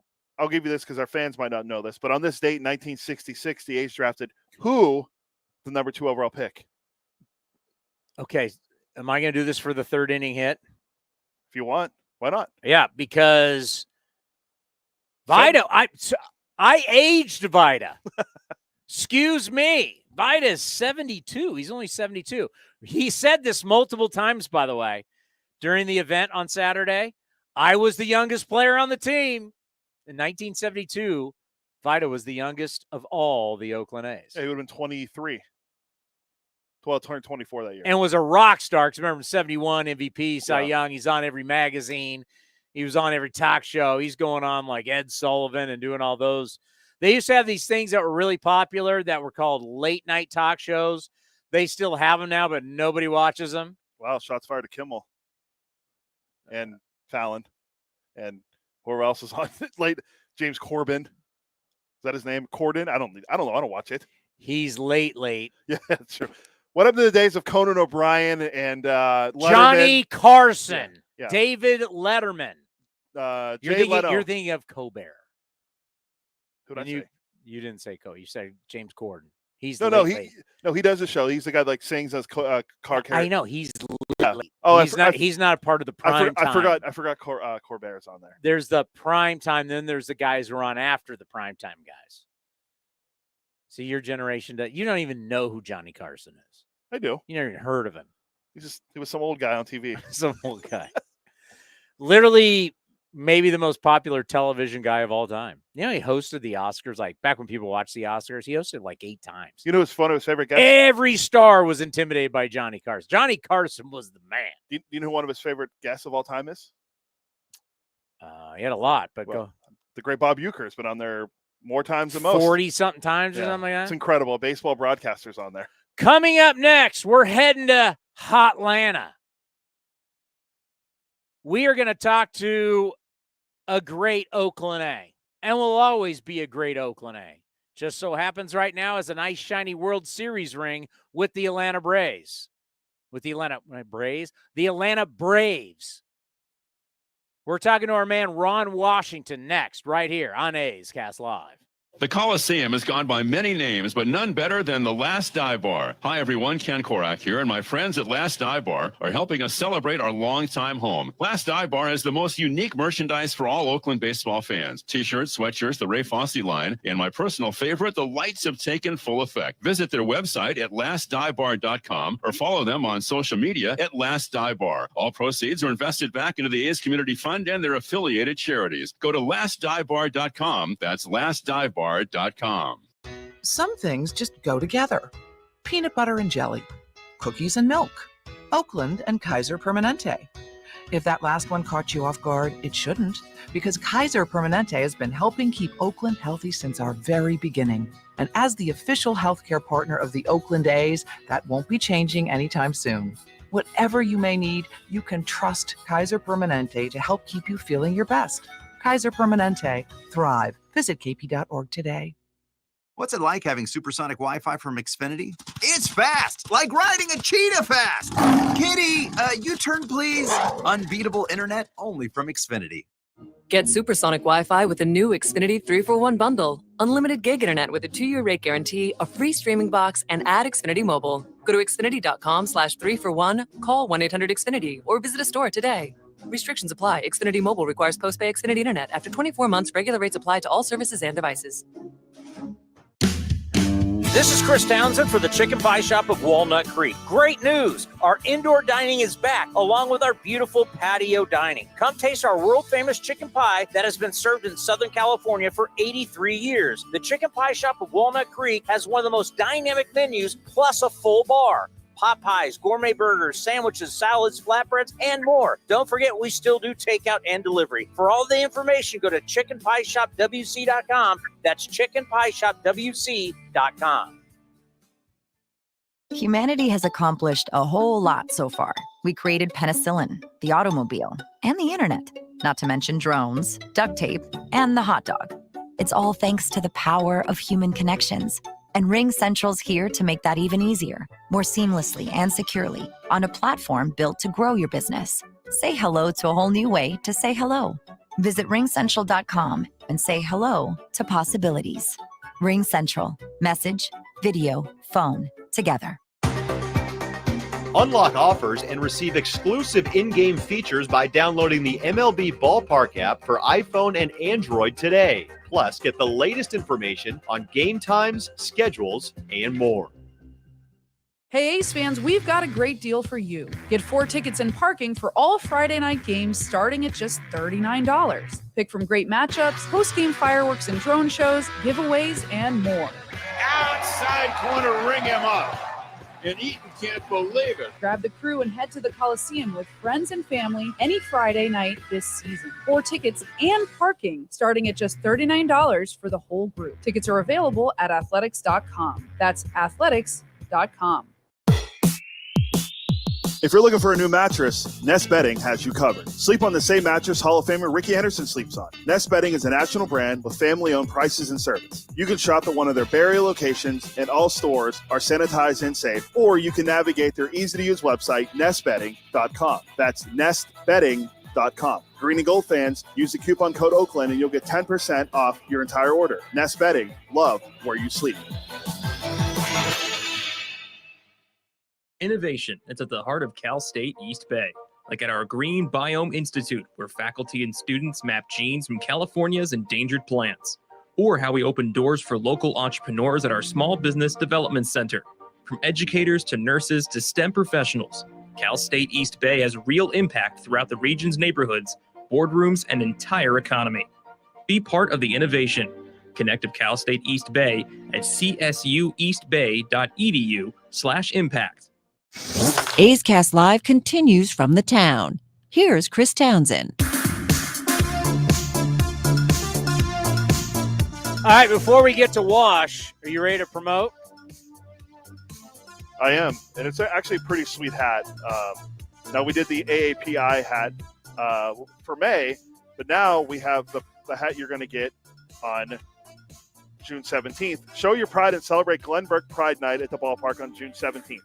$5 from every ticket sold will benefit the Oakland LGBTQ Center, whose mission is dedicated to enhancing and sustaining the well-being of the LGBTQ plus individuals, their families, and allies by providing educational, social, and health-related activities, programs, and services. Early arriving fans can get a commemorative Glenn Burke Pride Night hat presented by Gilead as the A's take on the Royals. Tickets are available at athletics.com/tickets. That's athletics.com/tickets. We want to thank Gilead for being the sponsor. I think it's a great looking hat. The underbill is awesome, just like the AAPI hat we had. Wait a minute. I think we still have it in here, right? Yeah. That's a great thing about the new TV studio is we can have it all. And I'm going to say this as someone that has been around a lot of freebies all my years working in baseball and in sports. These are actually really well made.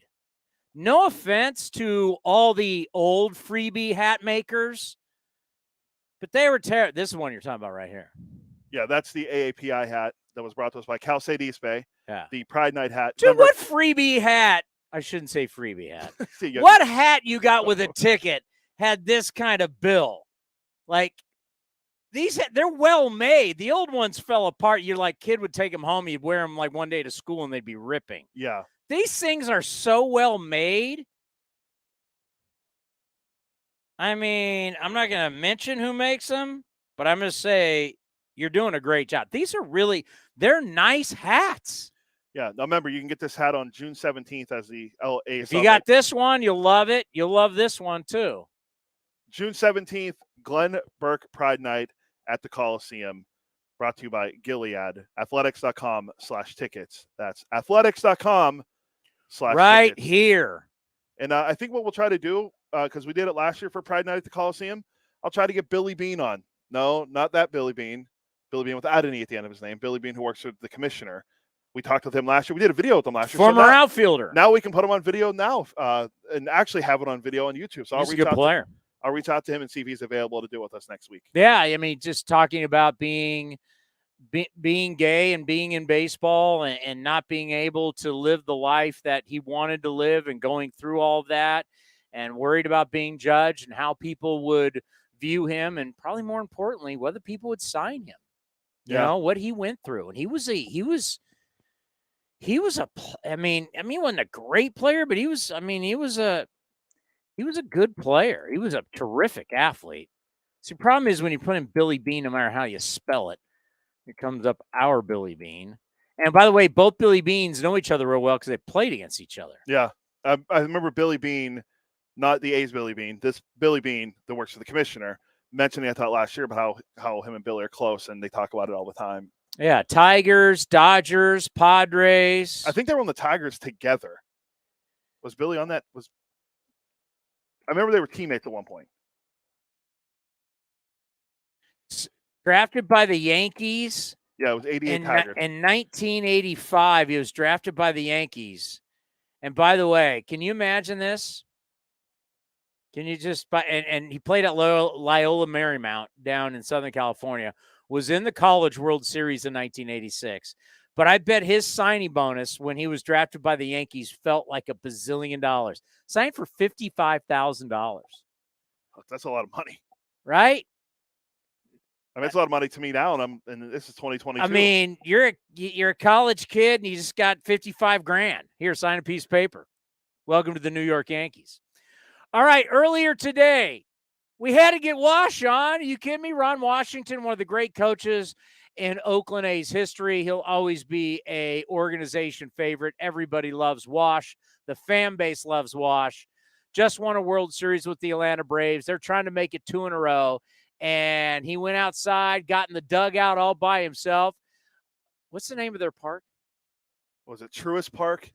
It's like TR. It's not Turner Field. Yeah, it's like their third ballpark since like 96, essentially, or even before then. But yeah, it's not Turner Field anymore. It's a new ballpark. It's really nice. Wash, a stadium all to himself with us on A's Cast Live.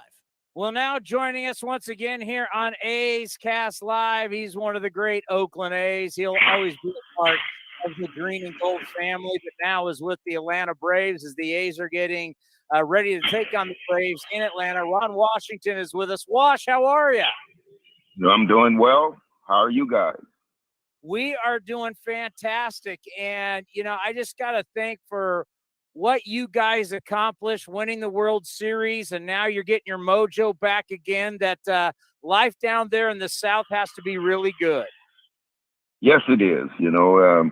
We've been spinning our wheels there at the beginning, but we finally starting to put things together. We're starting to get some consistency throughout the lineup and in the pitching staff. And one thing we always do, play defense. We got to see pictures of the World Series ring, which so well deserved, and what a run you guys had. And I know you don't want to focus completely on last year, but just kind of a follow-up on that. What was it like for you, the staff, all the players, everybody in the organization to get those World Series rings?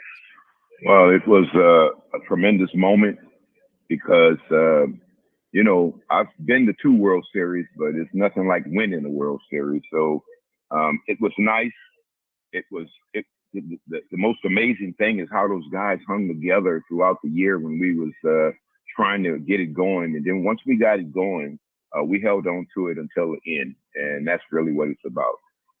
Yeah, how important is that for the players to listen to the coaches, to listen to the manager, and when maybe you don't start off great, and when maybe you haven't gotten your mojo yet, to never stop giving it everything, because once that light switch flips, everything changes, and I think the Braves of last year are one of the great examples of that. Well, there's no doubt about it. And when you play this game of baseball, you're going to go through ups and downs. And the thing was, we knew we had the capability inside that clubhouse. And as you mentioned, the manager and the coaching staff, we didn't let up. We kept coming out, going about our business the way we always go about our business. We didn't take anything for granted. We continued to believe in each other inside that clubhouse.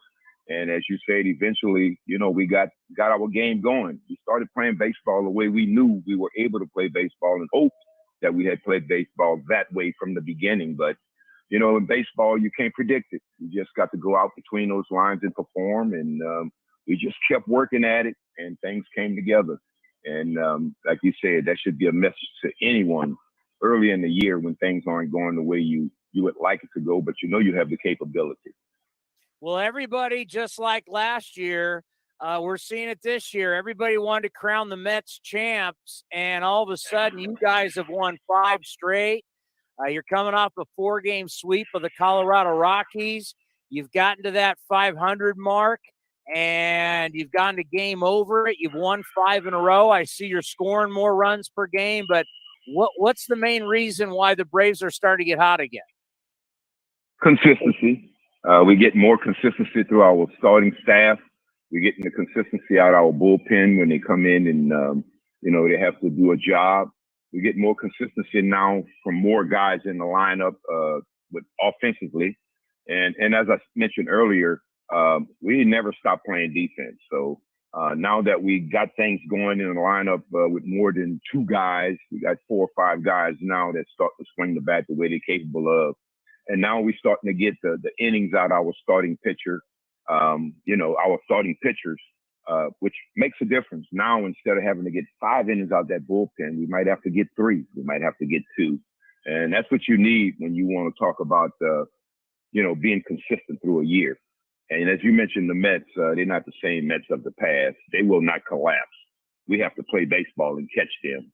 And that's the way it's going to be. And now we're ready. We focused and we're ready to do just that. Wash, you are so speaking to the choir when it comes to innings pitch. That's why we always love talking to you. You hit the nail on the head. I mean, all your years in this game as a player, as a manager, as a coach, these games where you have starters not go very long, then you need to have 4, 5, 6. We'll see 7, 8 relievers in a game. The continuity of the game is awful, and the numbers just show the deeper your starter goes, the better chance you have of winning games. Does it scare you the way our game is going, how we just don't, like people, the Freeze front offices just don't want starters going deep into games? And, that has to change, because the only success you're going to have is having your starters go deep in the game. If not, your bullpen, I don't care how good they are, they will blow out. They will blow out. Guys need a break here and there, and the only person that can give them that break is the starting pitchers. Matt Olson, who we absolutely love, he's a great person, and happy for him to go back home, sign that big 8-year, $168 million deal with the Braves. But you're replacing an Atlanta legend. Freddie Freeman was so big down there. He was like the next generation, like Chipper Jones was for kids way back when. He was like the new Chipper Jones. Obviously, leaving for LA was not easy. What do you think it's been like for Matt Olson having to try and replace Freddie Freeman, if that's even fair? Well, that's not fair. You're talking about replacing a potential Hall of Famer, a guy who's a natural in that batter's box, a guy who's a natural in the clubhouse, a guy who's a natural on the field, period. But if we had to replace Freddie, and it is a replacement, we couldn't have picked a better guy than Matt Olson. And, all we've been preaching to Matt is just be Matt Olson. Whatever Matt Olson gives us is enough. And we love Matt Olson. And, he's been tremendous for us. He really has. And he's starting to swing the bat now. For a minute there, it got to him. But he had to realize, just be Matt Olson. Don't try to replace anyone. Because, trades happen and free agent signs happen in this game constantly. And, you just have to come and be who you are. And who Matt Olson is enough for the Atlanta Braves. When we talk about the greats in the game and you start debating all these different players, if you're hurt, you start getting left out of that conversation. And Acuna's back. The numbers I have, his last 10 games, he's hitting 378, bunch of extra base hits, bunch of RBIs. He's got his swagger back. You know how special this young man is. What has that meant for your guys' lineup? What's it meant for the organization to have this great, dynamic young player back? Well, he creates havoc. And, having him back, and now he's starting to get comfortable, and it means a lot to our lineup. It means a lot to our team. He doesn't only bring that offense when he's in that batter's box. He plays tremendous defense. He got a strong arm.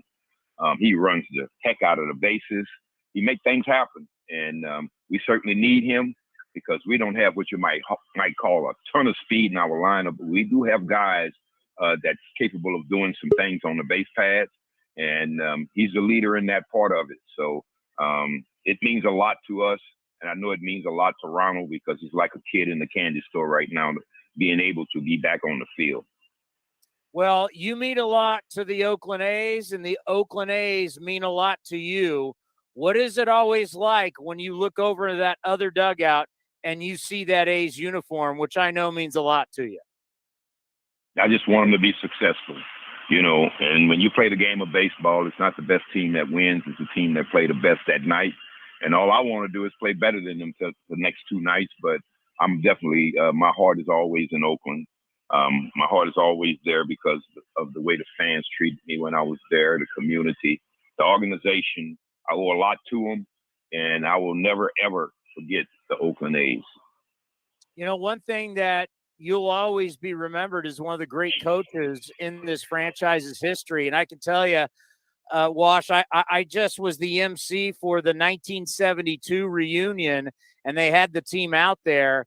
And when you're looking at the greats, like Vida Blue and Reggie Jackson and Raleigh Fingers, some of the greatest players of all time, the one thing they always talked about, those teams in 72, 73, 74, was defense and pitching, but they always said defense. It's something you've always preached. It's what the greatest teams have always been good at. Now that the A's are kind of in a rebuild mode, as a coach, how important is it? Everybody wants to talk home runs, launch angles, strikeouts, but how important is to preach every day the fundamentals for these players to help get them better when they are having a losing season? Well, the fundamentals is the key because you always have something to fall on when things don't go right. So you have to be fundamentally sound.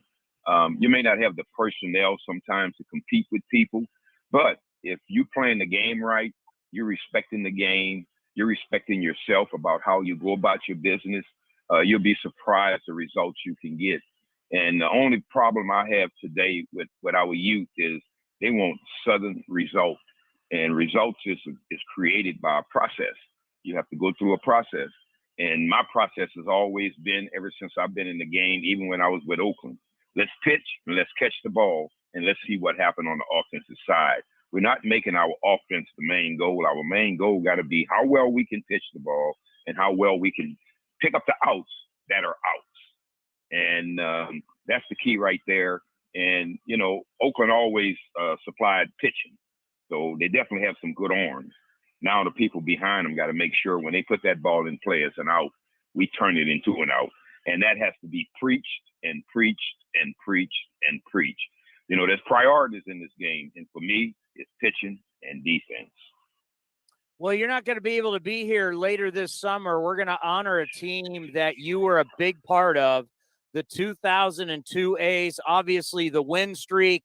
It then led to a best-selling book, which then led to a movie that you were portrayed in that was up for an Oscar. When you think about 2002, that group of guys you were with, what do you think about when you think about that team? Well, the main thing I think about is the part in that movie where Billy had the conversation with David Justice in the cage. They had that conversation. I was riding the bus with the players at the time, and David Justice got on the bus. We was going on that 10-game road trip, and he said, fellas, we should come back off this road trip 9-1. We came back 10-0. We came home for a 7-game homestand, and he said we should end this homestand 6-1. We ended up 6-6, and then we won 4 more after that. But that's the one thing I think about the most because that was reality. That wasn't something that was made up. That conversation was had. And you think about the terrific players that you guys had, and a player that during that winning streak had so many big hits. You helped mold his game. You helped turn him into an MVP. Talk about Miguel Tejada. Talk about your relationship with Miggy and how you worked with him. And boy, in 2002, there are really not too many people in the history of this game have played better and bigger than he did in that year. Talented, very talented. Once again, we had to slow him down. We had to make him understand that this is a process. You go through it day by day. You take the ups and downs with it. You learn from the downs. And Miggy was a prime example of that. The whole team was, we would pitch and catch the ball, and then we would get a big hit. And the money ball situation, it was about on-base percentages and stuff like that. But we had Mulder, Hudson, and Zito. They were never mentioned. So it was, once again, we did what we did in 202, and because of the pitching that we had, those guys would go out there and give us a chance every night, and we win a game with one swing of the bat, with 4 hits, with 3 hits. One swing of the bat late, we win it, and it was because our pitching staff kept us in the game. So I'm definitely a big proponent of good pitching and good defense, and as long as baseball is in existence, I will be a proponent of good pitching and defense. Well, I don't care if the A's are playing the Braves. You have meant so much to us here on A's Cast Live, and what you have meant to this organization. And whether it's Walt Weiss or it's Matt Olson, we're going to be pulling for you guys down there because once an A, always an A. We always appreciate your time. You be well, and we'll talk to you soon. Thank you. And I just want to say I love the Bay Area, and I love the Oakland A's. Thank you. The man is an A. I mean, come on. I get it. He works for the Braves. I get it. He left the A's because he got the opportunity to be a manager and fulfill a dream and everything. But can we just admit the guy's an Oakland A? If there was any place he would want to be long-term, and I know at some point he's going to retire coming up here in a little bit, but this is the place he loves. This is the organization he loves. I mean, come on. He's like everyone else. He'll probably be an A for the end of his career. No, that he had his last run, but it was, Are we sure? I don't. Who knows? Oh, I don't. But maybe he's the Ricky and Jed Lowry of coaches. He just keeps coming back. I think he wants to be closer to home, but in the end, Wash is fabulous. And you think about Moneyball and the fact that if it wasn't for Scott Hatteberg, the A's would have never amounted to anything in 2002. Scott Hatteberg. Who? Hatteberg. Exactly. Sounds like an Oakland A already. Sounds like an Oakland A already. Do not look at my screen. Okay. Okay? Look straight ahead. Look straight ahead. How many games in 2002? Wait a minute. Okay. You know what? I'm going to... Hold on. Scott Hatteberg. Now, if you read the book Moneyball or watched the movie, you'd think the A's in 2002 were basically built on Scott Hatteberg, right? Yeah, pretty much. Him and Giambi and David Old Man Justice, as they call him in the movie. Nah, but in the book, who was the reliever? Oh, Chad Bradford. Chad Bradford and Scott Hatteberg. Without them, the 2002 Oakland A's, they don't win 103 games, right? 103 games? That was a pretty good team. All right. How many games? Do not look. You'll know he's cheating. Like, I wish I could put the hat, the Glenberg Pride Night hat, which you get on June 17th. How many games did Scott Hatteberg play in 2002? Hold on, I'm going to play this first. You want me to speak? When I point at you, yeah. 97. Scott Hatteberg played in 136. Okay. How many games did the great Miguel Tejada? Did he play in all of them? 162? 162. Remember, he had the longest active streak, yeah. Couple walk-offs. Has anybody is he like the last of the Cal Ripken-esque era people to have he's got to be the last guy with a long streak, because rightfully so, you don't play guys every day anymore. But I guess we'd say he's the last modern day player with a long streak. Yes, he won 1,152 days. It started June 2nd of 2000 and went all the way from June 21st to 2007. Keep going down the list. Who's the next? Dale Murphy would be modern day. Obviously, Garvey was up there. He was modern day. The great Prince Fielder won 547. How about our man, friend of the program, Sandy Alomar Jr. played in 648 straight. Yeah, it looks like it'd be. But the last big streak was Miguel Tejada. Yeah, I mean, Prince Fielder won 547. All right. How many home runs Scott Hatterberg hit that home run. Ooh. How many home runs did Hatterberg hit? 15. How many did Miggy hit? 39. 34. But was I right on the 15 for Hatterberg? Yeah. Hatterberg, you just researched Hatterberg. Hatterberg. Yeah. What was Hatterberg's OPS? Surprisingly. 787. 807. Miggy's was 861. Let's see. I'll give you Miggy's numbers. 308. This is a shortstop. 308, 861 OPS. Hit 308, 34 bombs, 134 RBIs. You like OPS plus? Sure, I do. 128. Okay, he's above league average. MVP. That's most valuable player. I've thought about that. Where are we gonna? Should we put up my grandfather's MVP trophy? Maybe we should put a table here and put it on there. But my NBC hit, I do here. Oh. You wouldn't see it. Yeah. How about stick it just right on the table? Yeah, just put it in front of you every time. But I don't want to break. So my grandfather, if you don't know, was the MVP of the National League in 1947. First third baseman ever to be the MVP in baseball. Bob Elliott, 1947. Look it up. 7-time All-Star. I think they have him for 8 All-Star games, though, because I know one he had a broken nose because he got hit in the face. All right. You look at the numbers. Miguel Tejada is one of the main reasons. You know how many hits Tejada had that year? 189. Well, Hatterberg had 138. Okay, so over 200, 215. 204. Your shortstop had over 200 hits, 30 bombs, over 100 RBIs, played every game, and he had massive big hits during the winning streak. Massive. Yeah, 18 and 19. Wins 18 and 19 were the two big ones. With Ken Korak's calls. Let me see. Give me a second here. Might be able to find one of those calls. 2002.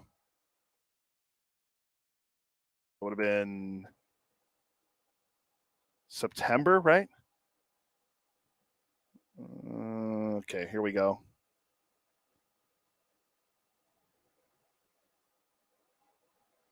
This is really good. Randy Velarde at second. Ray Durham a at first, young one Ken out in the bottom of Korak. the Very ninth. young. And Guardado deals. And it's a drive to left field deep. Jones going back. Looking up. It is gone. It's gone. Tejada wins it. Do you believe it? 18 wins in a row.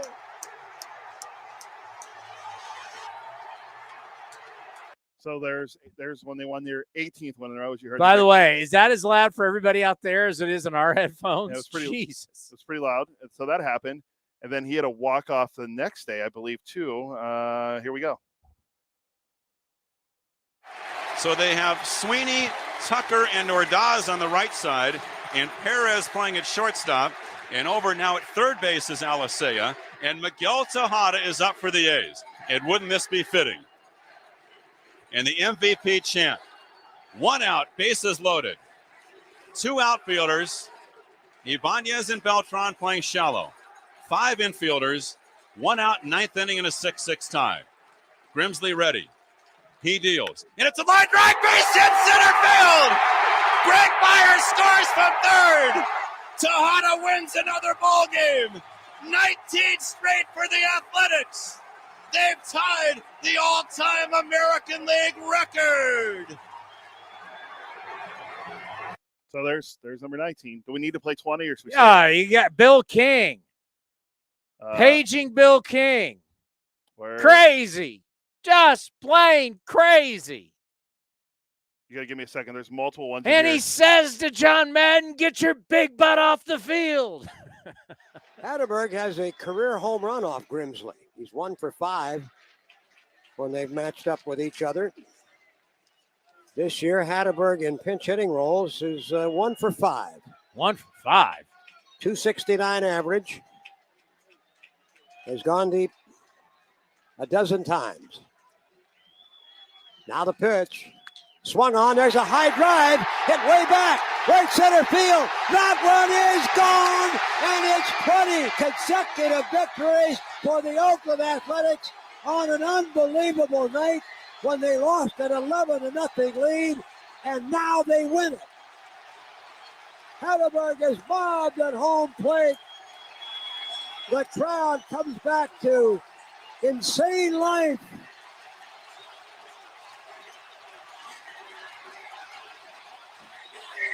Crazy, just plain crazy. How do you explain it? All right, Hatterberg, what did he say he was hitting? 260 what? 269, I believe. He ended up at 280. So after that hit, Hatterberg got hot. You raised your batting average 17 points? Yeah, and this is September 4th this happened. Crazy. Yeah. Just plain crazy. Bill King has some of just the great one-liners. Like some of his Raiders stuff is, the Warrior stuff is great, but the stuff that we have archived, A's, Raiders, some of it's just awesome. I've heard some of the Holy Roller. Old Man Willie. Yeah, like there's so many. There are a lot of good ones. Who calls a guy? Bill King. It's the Super Bowl. He's calling it Old Man Willie. It's the Super Bowl. I mean, it's incredible. Absolutely incredible. Yeah, so Miggy, I want to say Miguel Tejada played a little bit of the role of the 0-2 A's being a 103-win first-place team. I know it's all Hatterberg and Bradford and, Justice and Old Man Is there the Old Man Justice in there? I don't have that. I don't have that drop, I don't think. But you don't have Old Man Justice? No. You got to get that. Folks, all you need to do is go to YouTube, put in Moneyball Scouts. Scout scene. And just the scout scene is the best part. You don't even need the rest of the movie. Just watch the Scouts. Okay. It's the best. Before we go. And Billy Bean said, what did Billy Bean say on this program? The great Billy Bean said that in real life, the talk of the Scouts is even way better than in the movie. That's true. He did say that. You mean like drops like this? They got a little hair on their ass. Got an ugly girlfriend. What's that mean?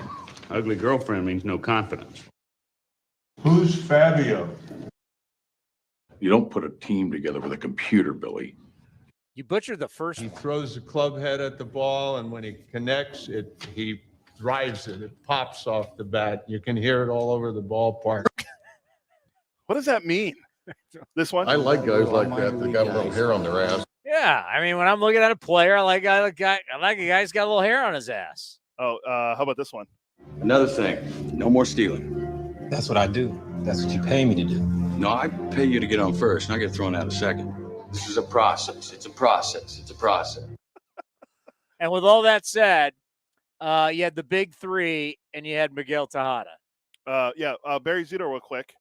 23-5, a 2.75 ERA, and 35 starts, 182 strikeouts, and 229 in the third inning. Yes, he was the Cy Young winner that year. But you don't know about that if you watch Moneyball. So if you watch this movie that was up for an Oscar, and it's a best-selling book, you have the MVP, you have the Cy Young Award, and neither guy is ever mentioned. Neither. What are we talking about then? You won 103 games. You've got the MVP, which is for the best player in the league, and the Cy Young Award for the best pitcher in the league, and neither one is mentioned because as long as you have Hatterberg and Bradford, you're fine. Scott Hatterberg. Who? Sounds like an Oakland A already. Now you know why we always say that. You ready a little buying or selling? We got time today, right? We have I don't know, a couple minutes. Have you checked the weather in hot Atlanta? I heard there's rain in the forecast, but they're going on as scheduled right now. You know who was just in Atlanta? You? I was just in Atlanta. But yes, we can do one buying or selling. So let me get the open. There is one I want to ask you. What? It's time for buying or selling. Sell. Right now with Chris Townsend on A's Cast Live. I'm not moving to Atlanta. I've never been there. My aunt lives in Savannah, but I've never been to Atlanta. I hear Savannah's nice. I heard it is. Not nice. moving there. Yeah, well, I'm not going to move there either. No way am I heading. I wouldn't live there. Okay, so and I base that off. I base that off being as someone who's very lucky and has been to a lot of places. I've been to a lot of places. Atlanta's not one. Atlanta's not one of them. I've been to the airport a lot. It is a well-oiled machine, that airport. I think it might be the busiest airport in the country. Oh, they've got the rent-a-cars. It's you got to take a tram out to rent-a-car world. I mean, they got their own world out there. Oh, and then they got all the hotels around the rent-a-car. I got to say this, Atlanta airport is a well-oiled machine. All right, so I'm going to ask you this one quickly. Am I living there? The Phillies fired Joe Girardi last week. What? When did that happen? And since then, I don't think they've lost the game. They've won 4. I think it's 3 in a row or 4 in a row. They went on to sweep the Angels, who've now lost 12 straight. I put in here, Joe Madden might be on the hot seat, and many don't expect him to return. Fired. Joe Madden fired today. Fired earlier today, though, so Joe Madden out. Perry Manassian, I can't remember his Perry name. Manassian now has Phil Nevin as the interim manager. The great Phil, one of the greatest college baseball players of all time, Phil Nevin, who did make a couple All-Star teams, I want to say, with the Padres. But Joe Madden could be managing again next season. What about the aforementioned Phillies? They need someone. And Joe Madden is from Eastern Pennsylvania. Joe Madden's done. Buying or selling, Joe Madden will be the Phillies' next manager. Joe Madden is done. I think he's still going to manage again. I would bet against that. How old is Joe Madden? 65. Yeah, he's done. But Dusty Baker's still managing. So is the article. Is there going to be another cheating scandal, and you need a guy that's going to be the guy everybody in baseball likes, and he's going to be able to help diffuse the issue? Because that's the only reason why Dusty has his job. The names that were in the article that I was reading. Every guy who has his job right now, who is an older manager, that I totally respect, but there's only one reason why Tony La Russa has his job. There's only one reason Dusty Baker has his job. What about Buck? What about him? He's old. They just wanted an adult in the room. That's what the Mets needed. I'll give you that. Why would you hire Joe Madden, who just, it's the dream job, and got fired? He's been run out of 2 big primetime jobs. Both times he had high payrolls. He had a high payroll in Chicago. He had a high payroll in Anaheim.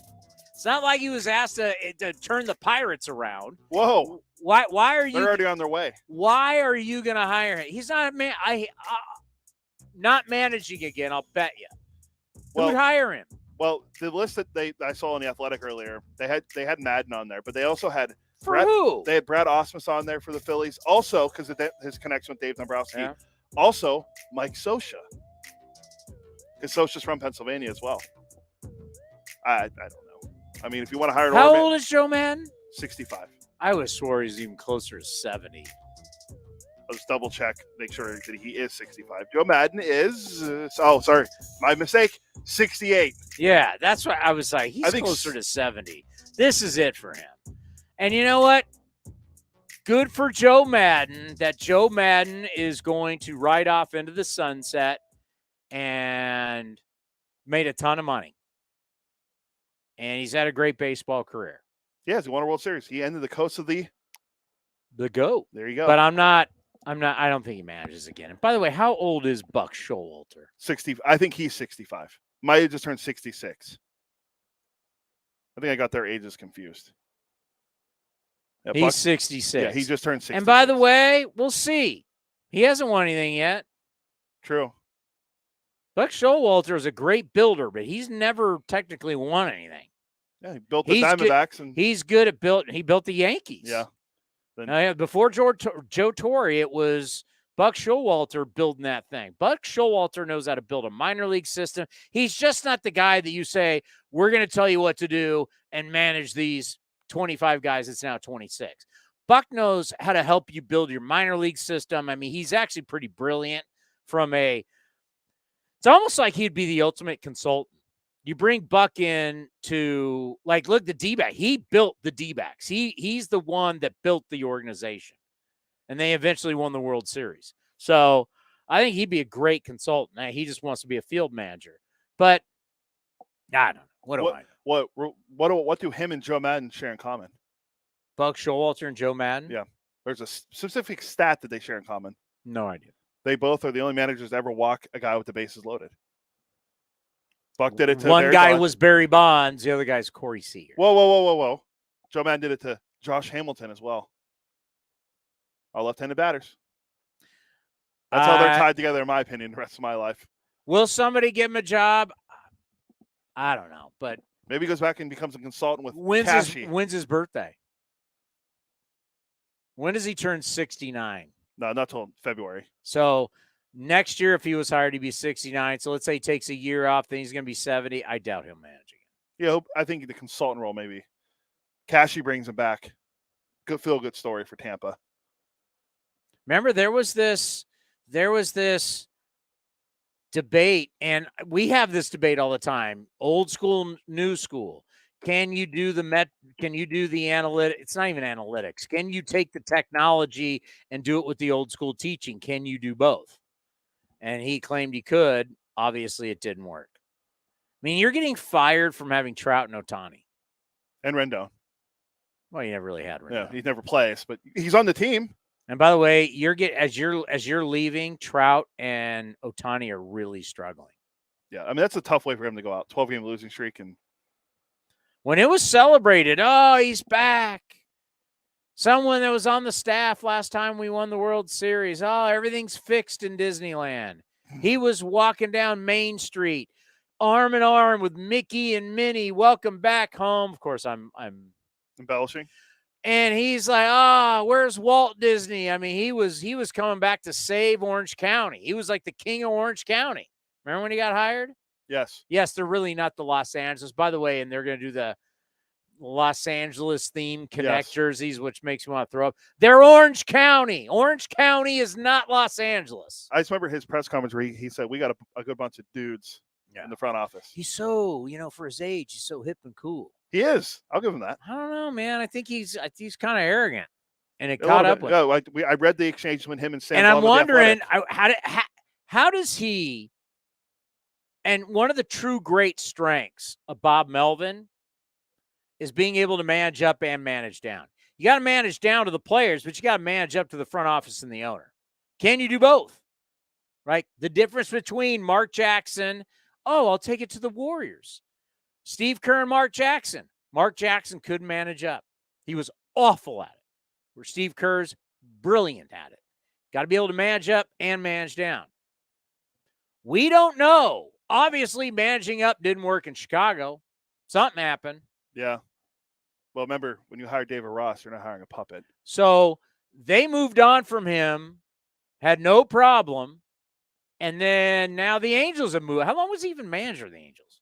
His first year was 2020, I believe. Yeah, so he didn't even get a full season there. I mean, literally, they're running him out in less than – how many games – did he even manage 2 full seasons, games-wise? Now, obviously, 60 games because of COVID. But how many games did he actually manage? I could be wrong. It could have been 2019 took over. Let's see. His first year was with 2020, so he managed 60 games and then 162 and then 56 this year. His record with the Angels was 157 and 172. So he didn't even manage two full years. No. Think about that. What has to happen? A losing streak's a losing streak. People have them. I get it. But what has to happen to where you come in as the savior? We're breaking? Yeah, well, Ace Total Access is in a few minutes. What time? 3:20. Oh, we got time. What has to happen if you're just joining us? Joe Madden relieved of his duties in Anaheim. What has to happen that you come in as a savior? 2020 is a wash. You'd be an idiot as an owner or an executive to count 2020 for anything. If you're a losing team, right? Winning teams, you build on that. Losing teams, you got a guy coming in, new staff, you have summer camp, playing 60 games, whatever. So literally you gave Joe Madden a year and 2 months. Yeah. I like to read into things, and I'm reading in there was more to this. If you look back at his record, his last year in Tampa that went 77 and 85, he never had a losing record in Chicago, and then he couldn't win in LA. And from a stretch from 08 to 2014, every year the Rays were above 500. 97, 84, 96, 91, 90, 92. Then with the Cubs, 97, 103, 92, 95, 84. Then 26, 77, and 2 games under 27 and 29. But think about this. 2020 is a wash. That's his first year. Honeymoon still going. Comes in, has 1 full year, and then the next year gets 2 months and he's gone. Yeah. Something's going on there, right? Wouldn't you say something's going on there? Yeah, remember also, this guy was the savior. He doesn't even get 2 full seasons, and he was supposed to be the savior. But who hired him? Shouldn't the savior, Billy Epler, but shouldn't the savior, who hired Buck Showalter? But I'm saying, but the new GM didn't hire Perry Manassing, didn't hire Joe Madden. But still, that's not his call. Artie Moreno's making that call because how many years are left on Joe's deal? I think this was his last year, actually. He only got a 3-year deal? I think so, because I remember hearing John Heyman say something like, if they would have reached the World Series, he would have been back next year, but if not, he was probably gone after this year. He had to win the World Series? I think it was either win or reach the World Series, and he would have been guaranteed. Artie Moreno, clock's ticking on that last World Series. And 20 years ago. And by the way, you didn't own the team then. You know who owned the team? Gene Autry? Disney. Oh. Gene Autry was dead years before that. I was thinking of Gene Autry Way. It's close enough. It's Disney. Disneyland owned them. Oh, okay. So I got to tell you, clock is a ticking on that last championship. How many managers now since that championship? He would have been the third. Second. Third. It was Sosha, Osmus, and Osmus was after Sosha. Wasn't somebody in between there? No, I think it was. They went right to Osmus. I thought. And Osmus got 1 year. Yeah, then he did 2019. Maybe it's time to bring Sosha back. He's available. Or maybe Phil Nevin. How are they going to say Phil Jackson? They're going to say Phil Jackson. Phil Jackson coming back. Magic as his bench coach. Now that I'd watch that. If you could get Phil Jackson to manage the Angels and put Magic Johnson on the staff, get Shaq in there. I'm in. You gotta get him off TNT first. Let Shaq make all the pitching changes. It'd be the greatest. All right, we're out of here. Thank you for everybody for listening and watching A's Cast Live. We'll see everybody tomorrow at 1:00. We'll be back in a couple minutes with the A's Total Access Show, brought to you by Chevron. We want to thank the great Sam Ferraro, my old head baseball coach at San Jose State. We want to thank Gene Tenace, A's legend, and also A's legend Ron Washington. We'll see everybody tomorrow. The Coliseum has gone by many names, but none better than the Last Dive Bar. Hi, everyone. Ken Korak here, and my friends at Last Dive